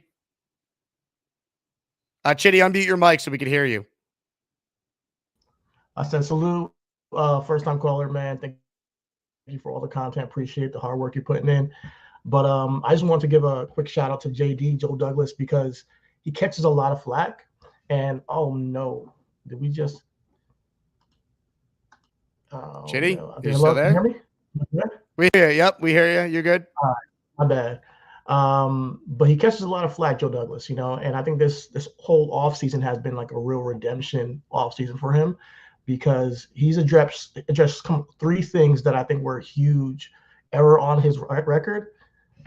Man, I'm just lagging. What the heck is going on? But one was he didn't have Zach sit behind a veteran. We have Jordan Travis now to sit behind 2 veterans. I think is huge for his development going forward. We don't know where he will be, but that's incredible. He didn't have a backup last year behind Aaron Rodgers. He got Tyrod Taylor, and he's been trying to get this O-line right for years, and it seems like he finally found the pieces, and we'll see. We'll see how it goes with the injuries and all that stuff, but he catches a lot of flack, and I think that I give this draft a big B, like a strong B+ maybe, but you got to understand this team is in a position of starters for every pick, and that's a good thing. So that's one to just tap in real quick and just shout out JD and go Jets, man. Thank you for having me on pod. Peace. Hey, Chitty, call back anytime, man. Great camera shot, by the way. It's a nicer camera than what I use. Up there in the living room. That was awesome. Yeah, look, it has been, as you put, a redemption type of offseason for Douglas. He wasted no time. Day 1 of free agency. It took a while. It wasn't fast enough for JJ, who wanted the big flash 10 minutes into free agency. But night 1, he's Tyrod Taylor. And then he methodically negated the free agent board, getting guys at appropriate places. Tyron Smith signed for $6.5 million guaranteed. Incentives to boost it up. Williams, under 10 in guarantees. Incentives to boost it up. Great deals. Great value. Morgan Moses, $5.5 million cap hit. 6 to get him. What a deal. Smart signings. Smart thought process in the draft. Deep draft at receiver. Okay, we can't get one of the special 3 talents. It's the best offensive lineman. They took the best left tackle that was available to them. I like Fuaga. He's a right tackle, they say. Fatanu, there's a debate. Is he a tackle? Is he a guard? There's no debate on what Olu is. He's a pure left tackle. They took him. And they got an extra 4th and 5th in the process. I thought they were smart with the thought process. Ladies and gentlemen, a big-time super chat has come through the pipeline. Oh, baby. This is going to the Jake Asman needs a new computer fund. Ladies and gentlemen, King Cat is back.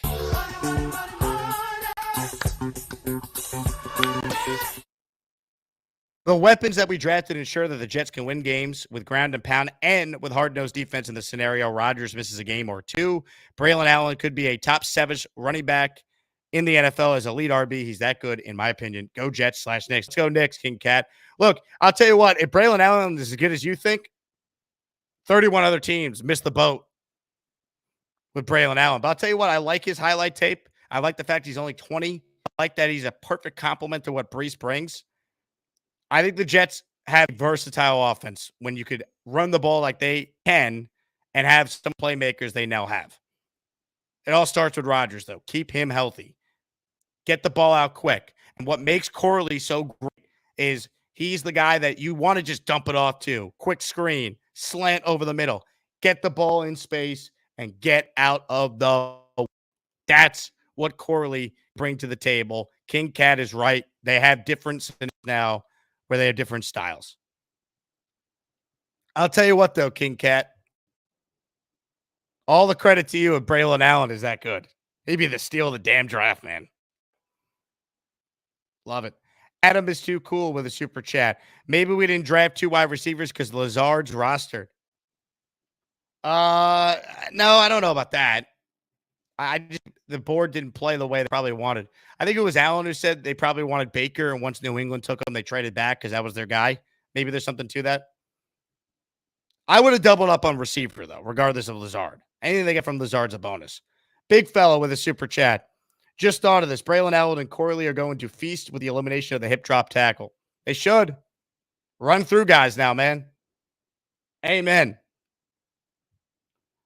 Ladies and gentlemen, I mean, King Cat is just flexing on him, baby. Thank you, King Cat. I really appreciate it, man. These super chats go a long way in supporting the channel and allowing me to do 17 hours of draft coverage from Vegas. Mike bring double bang for you, King Cat. Double bang in the super chats. He is. Hey, if he's top 7, good God, man. Sign me up. I like the Allen pick. I said it when they, it was funny. Rich Samini said on Will Parkinson's podcast, they're going to add a veteran running back. There's no way they're going to draft one. And I said, hey, they're going to draft one. It's cost efficient to draft one every year. That's what Joe Douglas has done. He has taken a running back all 5 of his drafts. In fact, he took 2 now in this draft. So I have no issue at all with taking a running back. 2 is a little puzzling, but why wouldn't you take a stab on a running back every year? Look at some of the best running backs in the league. The vast majority of them were not first-round picks. It makes sense. So spot on, man. Spot on. Shout out to King Cat, though, man. It's truly, truly appreciate it. 200, man.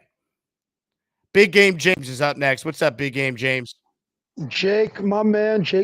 Well, first off, I'm just shooting from the hip. I didn't get a chance to watch your content because I was so freaking busy throughout the past couple of days and into the draft weekend while I watched it as well. I think why some people are up and down, I don't know if you saw my chat earlier, why they're up and down about our draft grade is because we missed on Knoble, man. What the hell? We missed out on Knoble. That's probably why it's not.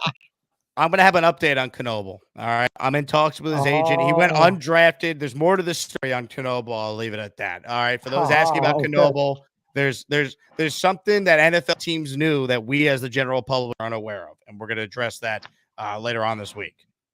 Well, if anyone's going to find out about it, it'll be you, Jake, my man. I'm looking forward to that scoop.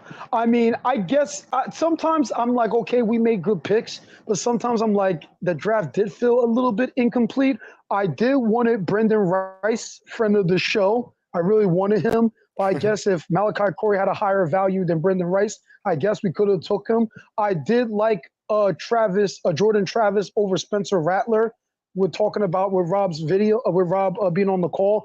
I didn't mind Spencer Rattler, but he kind of I'm not sure how mature he really grew from his days from the high school quarterback from Oklahoma then to South Carolina. I'm not sure where his maturity would be, maybe, but I like the Jordan Travis a lot better because apparently he gives a good energetic vibe and a good locker room fit as well. And we need a new fresh locker room aura versus the Zach Wilson era as well. So I think it's good. And again, day 3 is like, not throwing crap on the wall and see if it makes it sticks, but you're trying to take chances on guys in day 3 and see if they can develop.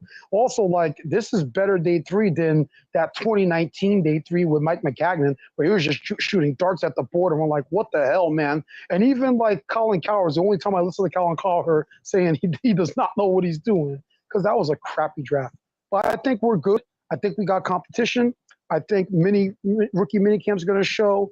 I think training camp OT is going to show, training camp is going to show, and go Jets, man. I like it. We're freaking rolling, man. Nonstop. James, appreciate the call, my friend. As far as Brendan Rice goes, look, he was a 7th round pick. All right. 31 other teams didn't think much of him either. Malachi Corley is a phenomenal prospect. Way, way, way highly more thought of than this. I think there's an argument to be made, though. They should have, in the 4th round, just taken another receiver there instead of trading back the amount of times they did. But clearly, they didn't have the grades that warranted taking them that high. Roger F. writes in, Jake, I'd like to take a moment to thank whoever gifted the Maniac membership. One question, what does a membership allow me to do? So much for making me feel part of the family. Well, Roger, if you notice, you can now comment with custom as Maniac OGs during every show. You also will get shows released early when I have them. You have a priority response in the comment section, which is why I read your comment here, because you got that badge next to your name that indicates you are a channel member. So you got a bunch of things. And honestly, the biggest thing, it just shows support to me. Like YouTube, you make revenue from views on your videos. It's not as much as you guys would think. The revenue comes from the super chats and from the memberships. That's the key to any content creator. Ask any of your favorite content guys. They'll tell you the same thing. So I couldn't do it without all the support of the audience. It's allowed me to do this full time. Uncle VR is up next. Oh, and you got a free super chat every month too. What's up, VR? Hey, what's going on, Jake? First of all, I want to salute you for the 17 hours of draft content. Amazing, man. I mean, I gotta be honest, like some of your stuff is better than what's on television right now. And it's just, there's no contest. I look back on some of this stuff, man, bringing in some of the, Jet heroes of our history, like Mangold and Wayne Corbett and Connie Carberg. Just amazing, people that you brought onto the show, and, Gator doing his thing, and all the callers in this, Jake universe and community is just super awesome. In terms of the draft, I said it earlier on some of your other shows that, I wanted a tackle, I wanted a left tackle, I wanted somebody, build the wall.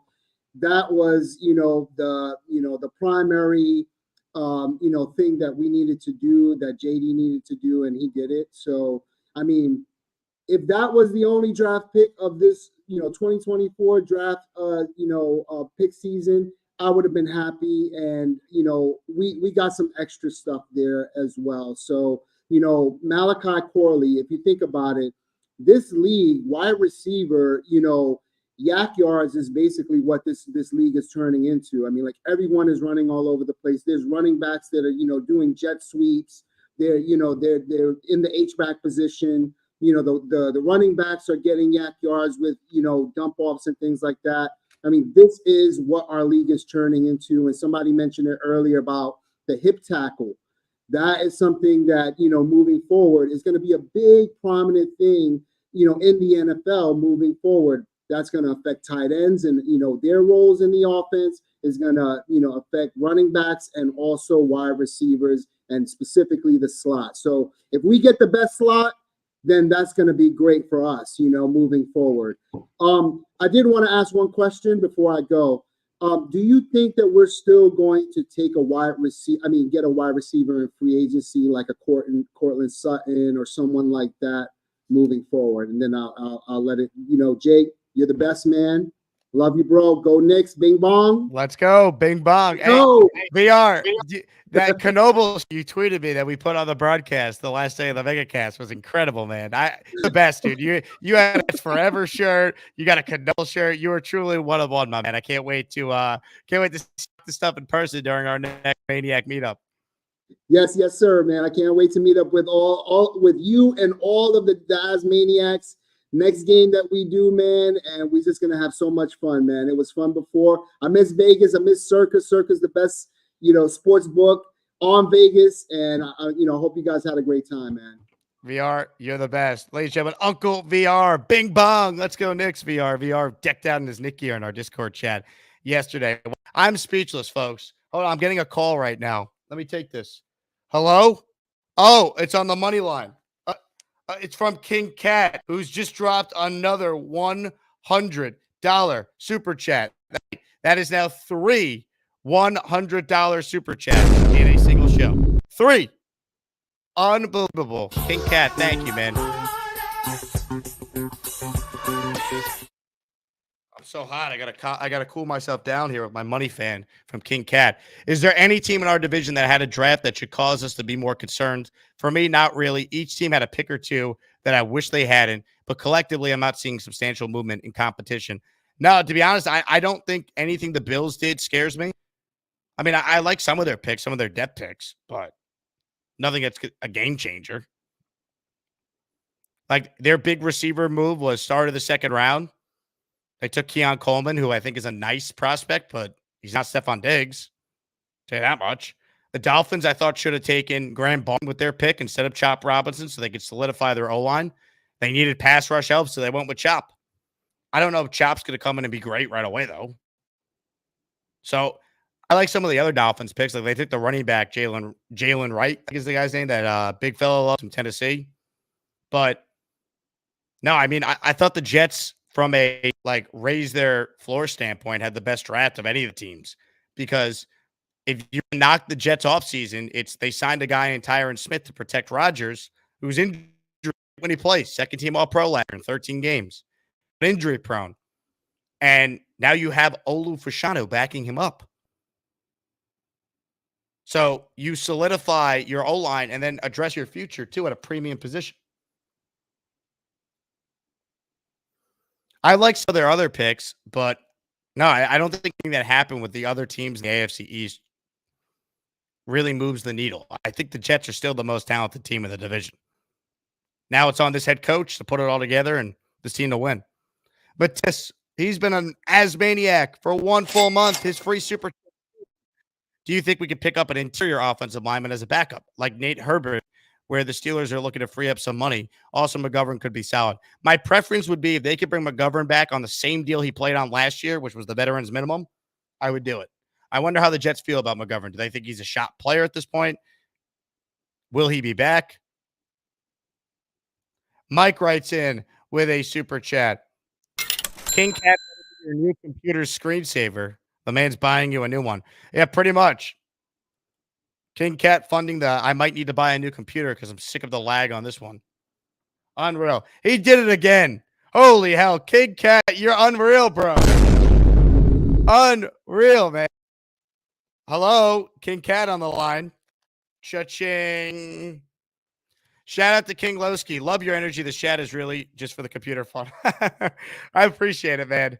If only you knew some of the behind-the-scenes stories with Gator this weekend of like us having, like, right before the Corbett interview, my computer overheated from the amount of things that we were running on it. So I did the Wayne Corbett interview following the commercial break off Gator's monitor. So no one knows. But like, shout out to Gator for that navigation, King Cat. It wasn't easy. Right, bro. This chat has now strictly become the computer fun. I appreciate it, man. Thank you much, King Cat. And also, I know you always super chat Richie as well. So Richie hit me up and said the King Cat experience. So we certainly appreciate the way you support content creators, King Cat, because Richie's a one-man band. Like, right. You know, I work for ESPN, but I'm part-time on ES Radio and Mad Dog Sports Radio. This is my full-time job. So I appreciate that. More call right now. Potentially our last one. Let's go to Nick, who's up next on the show. What's up, Nick? Hey, Jake. How's it going, buddy? What's up, man? How are you? Good, good. The thing about this draft that as Jets fans, we need to realize, right? Jets fans always look at the draft as what? We need a savior. We need a guy to come in to change the franchise. Joe Douglas has done such an incredible job of building this roster. We don't have any of those guys. Like in a perfect scenario, Fashanu doesn't play, right? Yeah. We know he will at some point, but we don't need him to come in and save the offensive line. Well, Nick, think about it. When was the last time the Jets entered a draft where, like, if they didn't come away with any day one starters, you're like, yeah, that makes sense. Like last year they didn't, but that was because we were all puzzled by the McDonald pick when they needed a receiver or offensive help. Like, I can't remember a draft where the Jets went into it and it's like, if they don't come away with a day one starter, most of the fan base is on board because that important. Yeah. Yeah, and then you get the 2 backup running backs, right? Because we're changing our style to more power. So you switch to power running backs. Travis getting to – here's the best part of taking Travis. He would have been an earlier pick if he doesn't get injured, right? He would have been day 2. He would have been round 2 or 3 easily, in my opinion. The talent is there. We have a kid who comes in with 0 expectations. We anoint every quarterback a savior, right? We do it all the time. We did it with Mark. We did it with Sam. We did it with Zach. This kid can sit in the room with 2 guys who have about 35 years experience of quarterback play in the NFL and be a sponge and learn. And when the day comes where he finally has to step in and play, he's absorbed all the information. It's worked in Green Bay multiple times, right? Take a guy, sit him. Now, I know they were first-round picks. He's not. But I think the first-round talent is there. I just think the injury bumped them down. And I think long-term, maybe we get something. But there's no harm, no foul with it, right? Agreed. I mean, look, I don't think he was a first rounder, but I do think he was possibly a day 2 guy if he never got hurt. I mean, look, his injury in college prevented an undefeated Power 5 championship team from making the college football playoff. That's the kind of year he just had. He was a Heisman candidate. That's how good he was at Florida State this past year. Yeah, agreed. And shout out to your dad again. I saw your dad Thursday at the Talking Jets party, and he offered me a pack of matches for my cigar. I'm like, no, I brought the torch. I brought the torch this time. I'm like, I'm good. But it was a pleasure seeing him. And if I could give a shout out to Uncle VR, he will now be co-hosting with me on my channel on Sunday nights. So we're getting him into a prime time position. If you don't mind, do you mind if I plug? No, proud New York Jet fan. You're not Charles Gorman, Nick. You're fine with me. I'm trying to get to that level. If with your help, maybe someday I will. But proud NYJ fan, Sunday nights, Uncle VR will be hosting with me from now on and trying to give you guys a lot of good content. And as always, Jake, it's a pleasure. Thank you so much. And go Jets. Nick, I appreciate it, man. Go Jets. Good call. Glad you're connected at the main event. Hilarious. Hey, some love to Paul. Why do I want to read Paul's comment? Because I met Paul in person. He was on our show during our megacast. Paul's the Jet fan from the UK that joined us at Circa. Jake, it was so great to meet you in Vegas. See how hard you and Gator were working. Gave you appreciation of what it takes to put on a show. Shout out to all the Jet fans there, especially Rat Diddy. Yeah, shout out to Rat Diddy, man. That guy's nuts. Love Diddy. One of the all-time greats.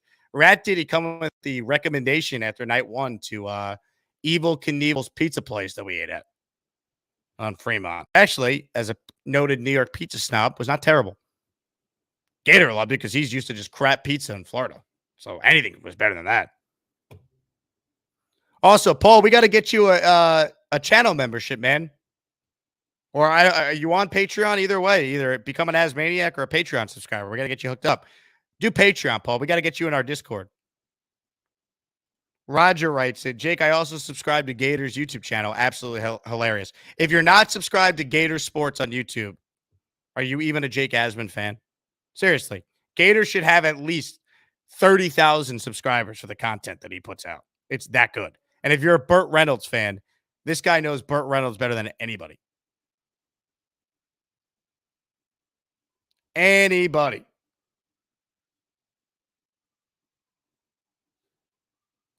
All right. I said that was going to be our last call, but Phil is a great caller. He's a Patreon member now. We're taking his call. What's up, Phil? I'm saying, bro, I'm here at lunch. Malachi Corley is a Jet. Malachi Corley. I don't know how many times I'm going to keep saying it. I'm going to be a Malachi Corley truther this whole entire season. I can't wait to see him break some ankles, score a few touchdowns from the 40, going 60 yards. It's probably going to happen. Undrafted free agents. I checked the list this morning. It's a lot of wide receivers again. So we're flipping every stone for anybody who can catch a ball and take off. It needs to happen. We have literally addressed the problem, the offense. And this is the first year where I'm like, oh, okay, fine. Because I wouldn't like that any other year. Jets is like a staple defensive team, right? Through the decades, but it is what it is. Make it happen. You know what I'm saying? And JD, we trust. Breaking glass, smashing asses, dropping the long beat. You know, just let him continue doing what he's doing. I don't even care. You know what I mean? We're riding this wave. Listen, 10-7 get you in. I don't care what anybody says. 10-7 get you in. I want 12-5 AFC's champions, Phil. Yeah, that's what I want. 10-7 get you in. So it does. You know what I they mean? won 7 last year with the worst quarterback play, so they should be able to get to 10. It's gonna happen. Oh, and the extension, Barrett Tucker. Let's make it happen. Taking care of homegrown. Yeah, well, they picked up his option. They didn't extend him, but that was the right move. Excuse me. Yeah, option. I don't know. I'm pretty excited. Jalen Brunson's a beast. Jesus Christ, I almost broke that TV. I was too excited watching that game. Yeah, this is a time, and I just moved to Charlotte last year. I'm actually pissed. I could have waited the 2 years, enjoying all this shit. But you know what? I love it. I love every New Yorker. You guys keep celebrating for everybody else that's everywhere else. So let's keep it going. Hey, Phil, great call, man. Appreciate you, yes, dude. Sir. Thanks for signing up for the Patreon, man.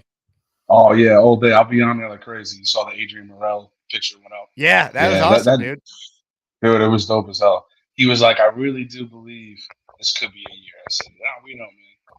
Definitely." We're gonna ask him, what about a senior free agent signing? Bring him on the team as a backup running back. Hey, there's no way he'd be worse than Dalvin Cook was last year. That's for sure. I'd take Morrell back. Love it. Do you feel Joe Douglas music?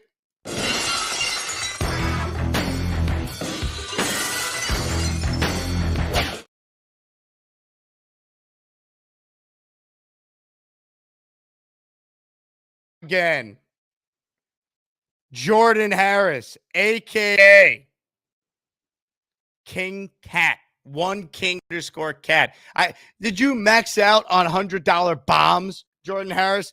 It the money phone here. Hello, cha-ching. Oh my God, unbelievable, man! Thank you. The only thing I could do is play this. Show me the money. Show me the money. Money. Oh, shout out to Richie. Hit the like button if you want the Jets to win the Super Bowl. This is my alternate account, King Cat. Unreal. Shout out to Richie, man. We'll get Richie back on the chat soon. I'll do the roundtable with him and O'Leary and Ryan on Thursday week, which is a good time to plug the afternoon guest, which is actually pretty soon. Man, this day got away from me. 3 p.m. Matt O'Leary on the channel to give take on the Jets. Does it get better than two redheads talking about the Jets? One Irish, one looks Irish. Nothing like it. Nothing like it. Jordan Harris, appreciate you, King Cat. You're the man. Truly, truly means a lot, man. These super chats are the lifeline of the show. I've always said it. And we have the greatest audience that supports the channel. So thank you. VR with a super chat. Jake and the Asmaniac family, thank you for the support. VR, you're a big time co-host now with Nick Sean. I love that.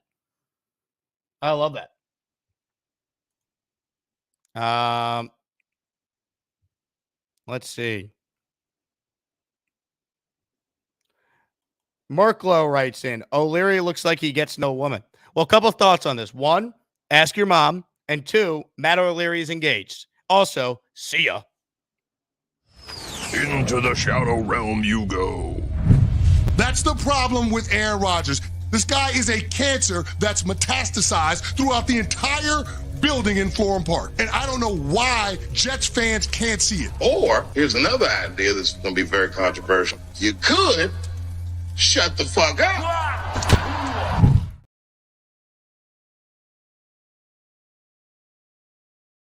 How dare you go after my guy, Matt O'Leary? How dare you? Ridiculous. All right. Get out of here with that. Update on Patreon, folks. Here's dropping a behind-the-scenes recap of our Vegas trip. Patreon's going to get it first. Also, want to shout out Copper John's Beard Company. Our guy Tyson Alred, big fan, loved the Jets draft. All right. If you love looking fresh, you see my trimmed beard, how it looks so nice. That's because I was using Copper John's men's products on my beard. Yesterday was their beard balm and the beard creams to make it feel nice, make it smell nice. I love the different scents and flavors that Copper John's Beard Company has. If you want to get your beard products 20% off, make sure you use promo code Jake20 to get that discount. Visit copperjohnsbeard.com. Once again, promo code Jake20. They have colognes, they have soaps, but they're known for their beard products. I use it every day. The beard oils, the beard balm, name it, they have it. Also, for you mustache users, Aaron Rodgers has a stash, as we saw on the McAfee show. I got to send Aaron some Copper John's mustache wax because it will enhance his facial hair. CopperJohnsBeard.com. Shout out to Tyson, diehard Jet fan, for supporting our channel. Super chat at the buzzer. Genergy writes in, I'm hyped on New York sports. It's our time now. I'll tell you what. Yesterday might have been an all-time New York sports day. I don't like you Ranger fans, but I'm happy for the Ranger Jet fans that you get to see some winning. So Rangers sweep, handle their business. Knicks, one of the more improbable playoff wins they've had. Brunson giving you one of the greatest playoff performances in Knick history. Knicks scoring record in the playoffs. One of the great Knick playoff performances, Bernard in the 80s or Clyde Frazier in Game 7. That type of performance. Yankees and Mets both win. Yankees scored 15 runs again yesterday. Mets won on a walk-off. They've been playing good baseball. Islanders didn't get eliminated. They stayed alive. They saved the embarrassment of a sweep. Jets and Giants. I think their fans are happy with the draft. Certainly the Jet fan is more happy than the Giant fan. I think a lot of Giant fans wanted the quarterback. All that being said, a great New York sports weekend overall, I would say. Rich writes in, need 400 likes. That's right. I can't end the stream at 385. We got to get 400. Hit that like button. Jay says, Jake, your internet is choppy. I know. Believe me. I know.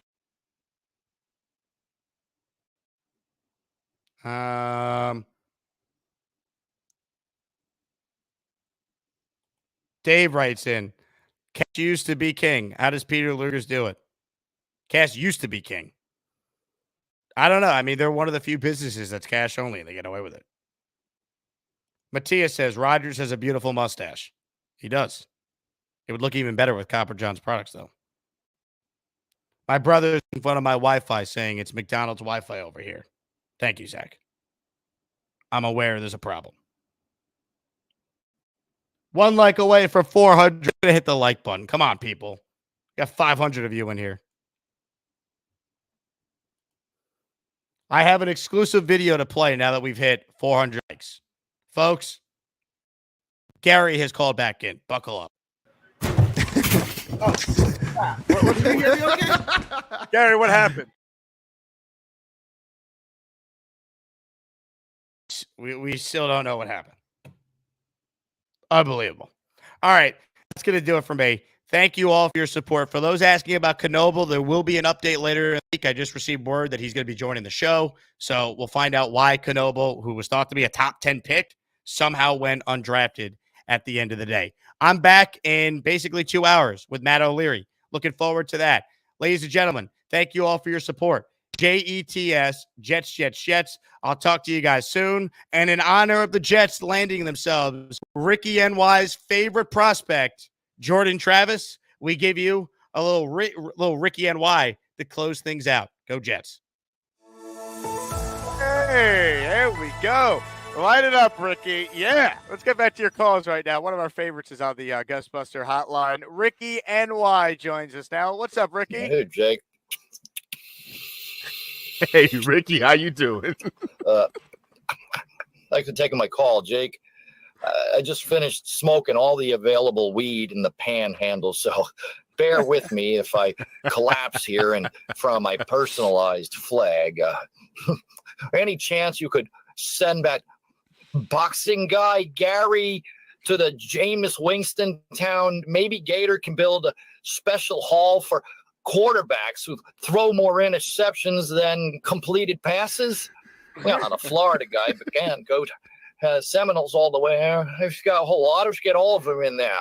I don't give a shit. Well, I think I got to relight this thing. Hold on a second.